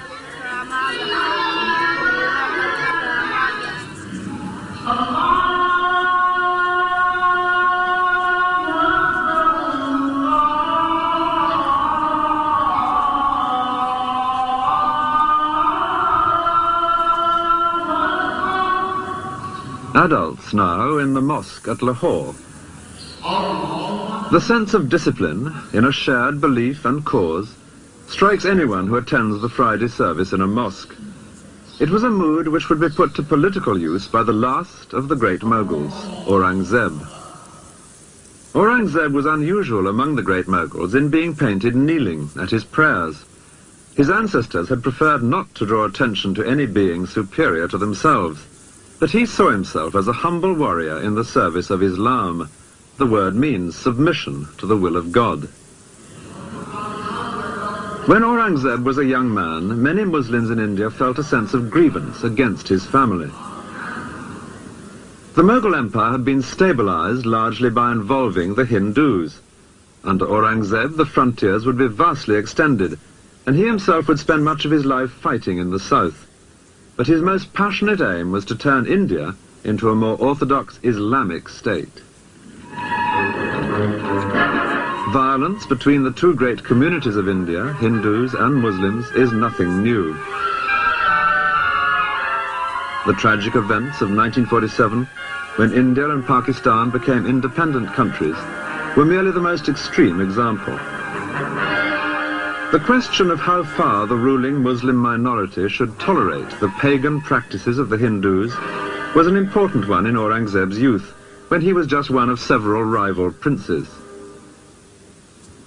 The natural heir to the throne, Dara Shikoh, profoundly disagreed with his younger brother Aurangzeb. He believed in encouraging all religions equally, which Aurangzeb considered heresy.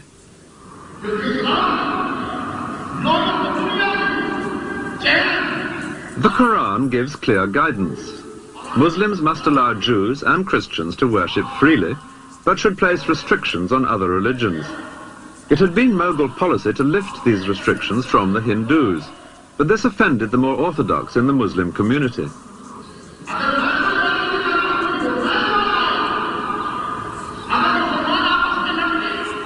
It was this indignation, felt by many of the Muslims, which Aurangzeb would use in his struggle for the throne. His family had betrayed the faithful. He would defend the faith. There were three people with cause for complaint when Aurangzeb declared himself emperor in 1658. One was his father, Shah Jahan, the rightful emperor, whom Aurangzeb had captured and imprisoned. Another was Dara Shikoh, Shah Jahan's favourite and his intended heir. And then there was a younger brother, Murad Bakhsh, whom Aurangzeb had once proclaimed as the prince who should succeed, instead of the heretic Dara Shukar. When it finally came to a pitched battle, Dara Shukar was defeated by the combined armies of his younger brothers. And from that moment, Aurangzeb, seen here in green, systematically set about removing each of these three living obstacles to his own rule. His immediate concern was his elder brother. Dara Shukar had fled from the battlefield on his elephant. With his father's blessing, he had then ridden fast to seize the imperial treasure. The intention was to buy himself another army with which to fight Aurangzeb.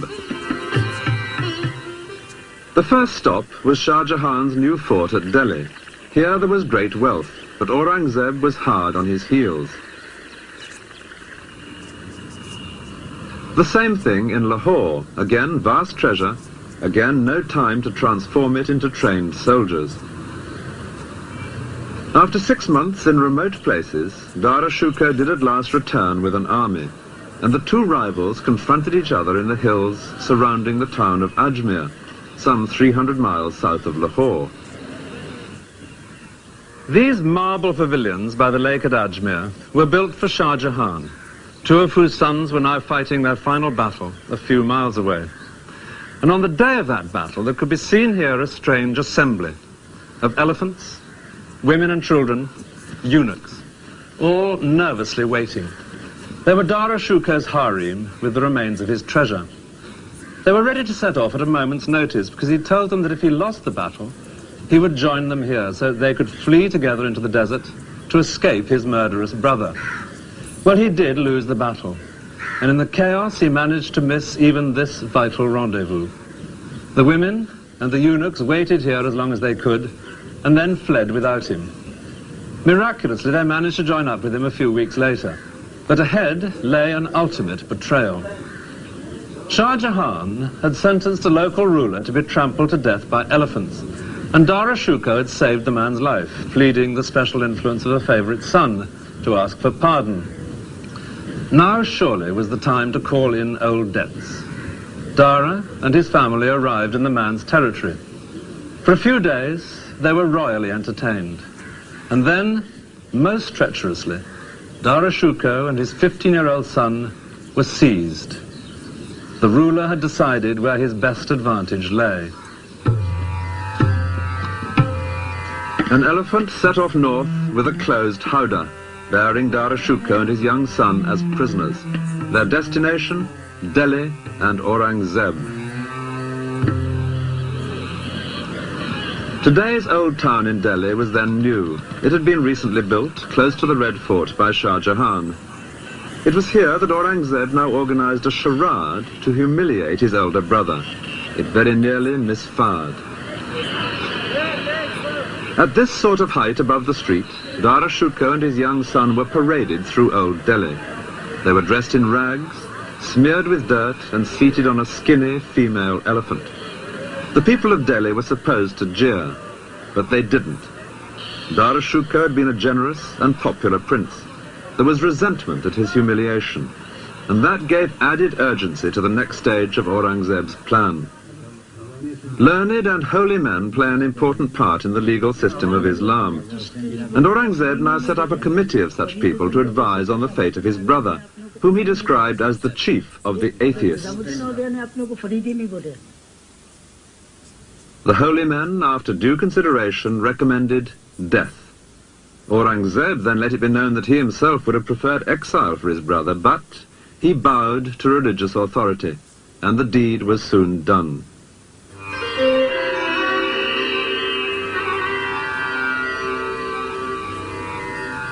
Next in line was the younger brother, Murad Bakhsh, who had once been Aurangzeb's ally, but now found himself his prisoner. Aurangzeb kept him in the impregnable fortress of Gwalior. He had captured him by a ruse which violated not only brotherly ties, but even the laws of hospitality. Aurangzeb had invited Murad to dine in his tent at a time when they were still allies. Aurangzeb himself was much too pious a Muslim to touch alcohol, But there was plenty of wine for Murad, and afterwards Aurangzeb suggested a soothing massage from a beautiful slave girl. Murad fell asleep, knowing that his own guard was standing watch over him to warn of any danger. But the guard was cleverly distracted for a moment and was silently strangled. Murad awoke to find himself a prisoner. That same night, 4 elephants set off from Aurangzeb's camp in 4 different directions. Each carried a closed howdah, making it hard for any rescue party to decide which to pursue. The one with Murad Baksh inside delivered him to a succession of prisons, and eventually to the dark security of Gwalior.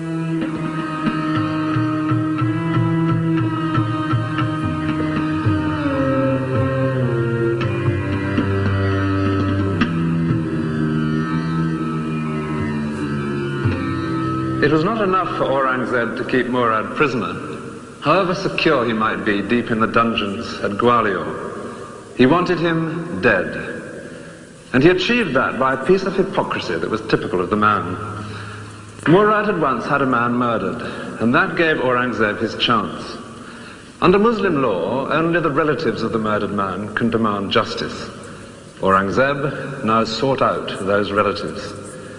The eldest son refused to take action, but the second son was persuaded to bring a case, and the judge found Murad guilty. The second son could still have accepted money for his father's life, but with due prompting, he refused any payment, which left only death as the penalty. Aurangzeb, apparently with the deepest regret, said that the law was the law, and the guilty man must die even if he did happen to be the emperor's brother. But to emphasize his own personal distaste for vindictiveness, he rewarded not the second son, but the eldest one, for refusing to indulge in vendetta.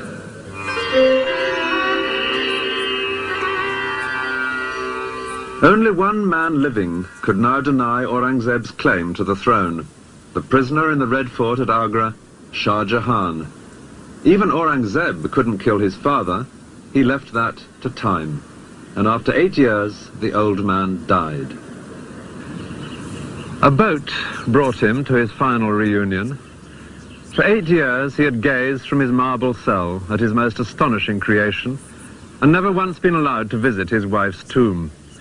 Now his body was brought the mile or so down the river from the fort to the Taj, to lie once again beside Mumtaz Mahal, beneath the very center of that superb dome.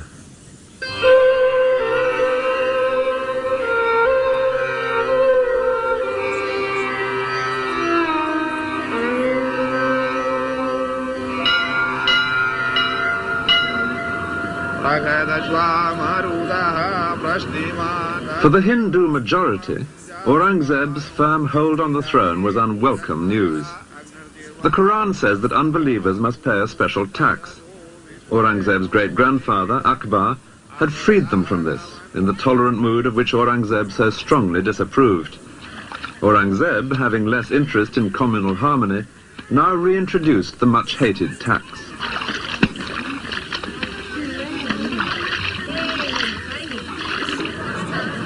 It was in the ancient and powerful Hindu city of Jodhpur that opposition to Aurangzeb first came to a head. Above the marketplace, there towers one of the most spectacular forts of Rajasthan. The family holding this fort had been closely allied with the Moghuls ever since the time of Akbar. Now they became restless, and Aurangzeb sent his favorite son, also called Akbar, with a large army to bring this place under control.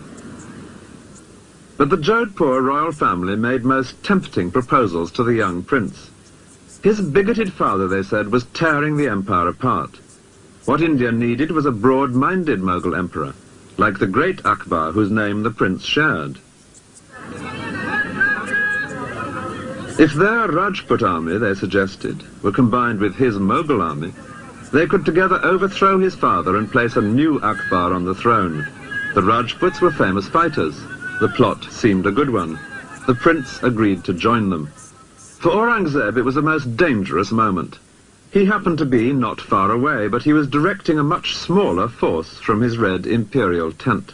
Only the emperor used a red tent, and in effect it's a version in canvas and embroidery of the white marble columns and arches among which he would hold private audience when at home in a palace. This is in the museum in Jodhpur Fort, and is the only one of its kind to have survived. But as Aurangzeb sat in his tent, he was aware that this time he would only be saved by his own genius for deception.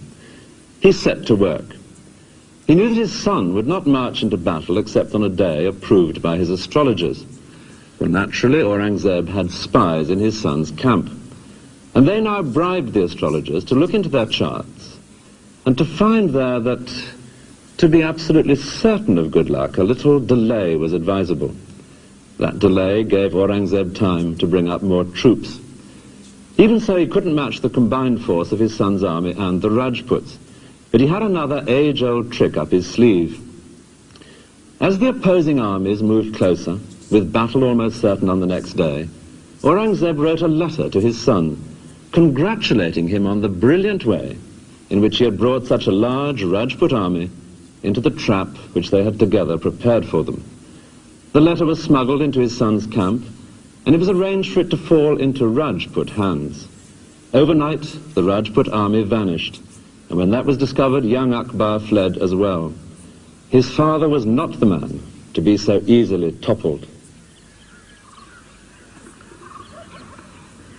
The area into which Akbar headed was the wild mountainous region south of the Mughal Empire, known as the Deccan. This was the part of India which successive Mughal emperors had found most difficult to subdue. The reason was simple, but not simple enough to deter Aurangzeb. This was perfect terrain for any guerrilla force, striking unexpectedly at a conventional army and then vanishing.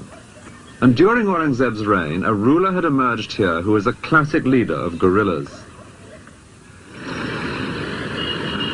His statue can be found today in many Indian towns, because he became, in our own century, a symbol of how Hindus could drive out oppressors, by implication the British. His name was Shivaji, and his successes, according to one Indian historian, proved that the Hindu race can build a nation. The countryside inland from Bombay is dotted with forts, which Shivaji captured and held, such as this one at Panhala. This dramatic figure in Panhala suggests very well what Shivaji came to stand for. It's a modern statue of one of the generals who fought with him against Aurangzeb, but its spirit of bravado, like something from a child's book of legends, is exactly in keeping with Shivaji's own image. He came to seem almost like Robin Hood, mercilessly teasing and baiting the much more powerful Moguls in exploits which were often positively cheeky. Once he and his men cut a hole in the outer fence of a Mogul camp and made their way right to its center, in among the general's harem, killing many of his attendants before slipping away again. On another occasion, he himself escaped from Mogul captivity by being carried out hidden in a large basket of cakes and sweets. This romantic character had died the year before Aurangzeb's son rebelled, and the young prince came down to these regions to join forces with Shivaji's son. Aurangzeb decided to pursue him south, to punish this impertinent alliance. It was to be a turning point, not only in the reign, but even in the history of the entire Mughal Empire itself. Aurangzeb was already 62. He would grow old campaigning in the south, trying to subdue this turbulent region long after his son Akbar had thought better of it and slipped away to Persia. The heartland of the Mughal Empire had long been this area. Aurangzeb would add vast territories to the south, and in the last 27 years of his life he never once set foot outside this area, representing a drastic change of policy. With this move south, the center of gravity of the Mughal Empire shifted. The places connected with Aurangzeb are all down here. Aurangabad, the city named after himself, which he virtually made his capital. The numerous Hindu forts which he constantly tried to wrest from the followers of Shivaji, such as Panhala. And the capital cities of the two great southern Muslim kingdoms which he was determined to conquer, Hyderabad and Bijapur. Both had held out against his ancestors. Both, to his great pride, would fall to him. Bijapur after a long siege in 1686. And at Hyderabad, the next year, he captured the greatest fort of all. But his men finally got inside these defences not by force of arms, but by bribery. Money would increasingly become the only way his sieges were brought to a successful end.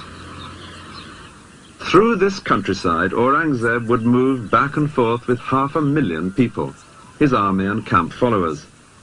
But however far they marched, and however many forts they took possession of, the situation somehow never seemed to get any better. This hilltop fort of Panhala is typical of the frustrations of Aurangzeb's last years. Soldiering on well into his 80s, he was like an old bear plagued by bees. He would take a fort and fill it with his soldiers, and then as soon as he'd moved on, the enemy would take it back again. He'd first captured this one in 1691, and now, 10 years later, here he was, back again trying to capture it once more. And it's at that moment that we have an unexpectedly vivid picture of the stubborn old man. Most improbably, at this place, miles from anywhere, a British ambassador arrived from the court of William III, hoping to open up trade. He found chaos, a vast, insanitary camp, deep in mud, with despair and corruption and drunkenness among the troops. The shining exception was Aurangzeb himself, now aged 82. The ambassador describes him passing through the camp to visit the siege works. He was all white, robe, turban, beard. He was carried through the crowd on an open litter, but he never once looked up from the book he was reading, undoubtedly the Quran. As another European visitor wrote, he had by now a craze for being held a saint. He was 89 when he finally died, and he died as he had hoped, on a Friday, the Muslim holy day, just after saying his prayers.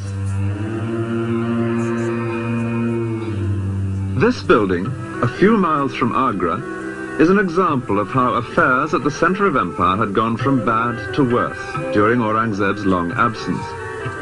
It is the tomb of his great-grandfather Akbar, a holy place indeed for the family. Yet this tomb was now pillaged by the local population. Its gold and silver plate was removed, and its rich carpets. It was just one example of the anarchy which would destroy the empire towards the end of Aurangzeb's reign and after his death.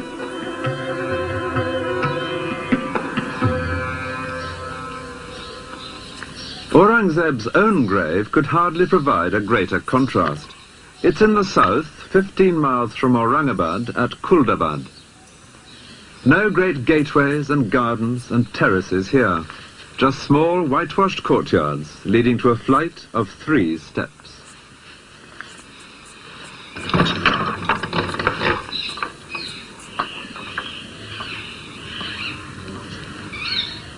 This is all that Aurangzeb's tomb consists of.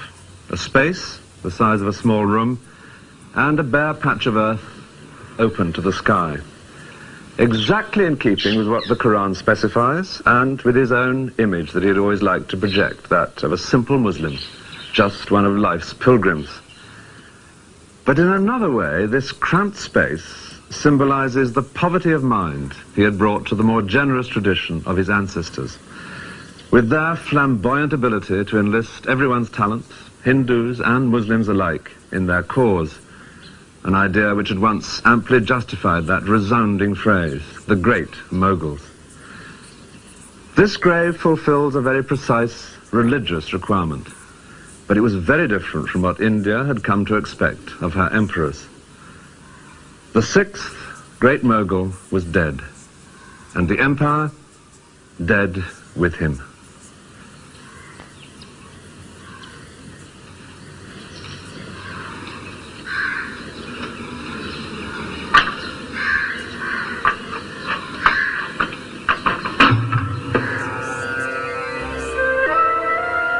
Many of the later Indian princes were descended from men who grabbed parts of the Mughal Empire after Aurangzeb's death. It was in the resulting chaos that the British stepped in, just as the Moghuls had 3 centuries earlier. Aurangzeb's descendants were still officially emperors, though increasingly powerless, until at last the imperial title was transferred to Queen Victoria. The British Raj certainly had its own moments of splendour, in a tradition of pomp and ceremony which continued right up to the end of empire in 1947.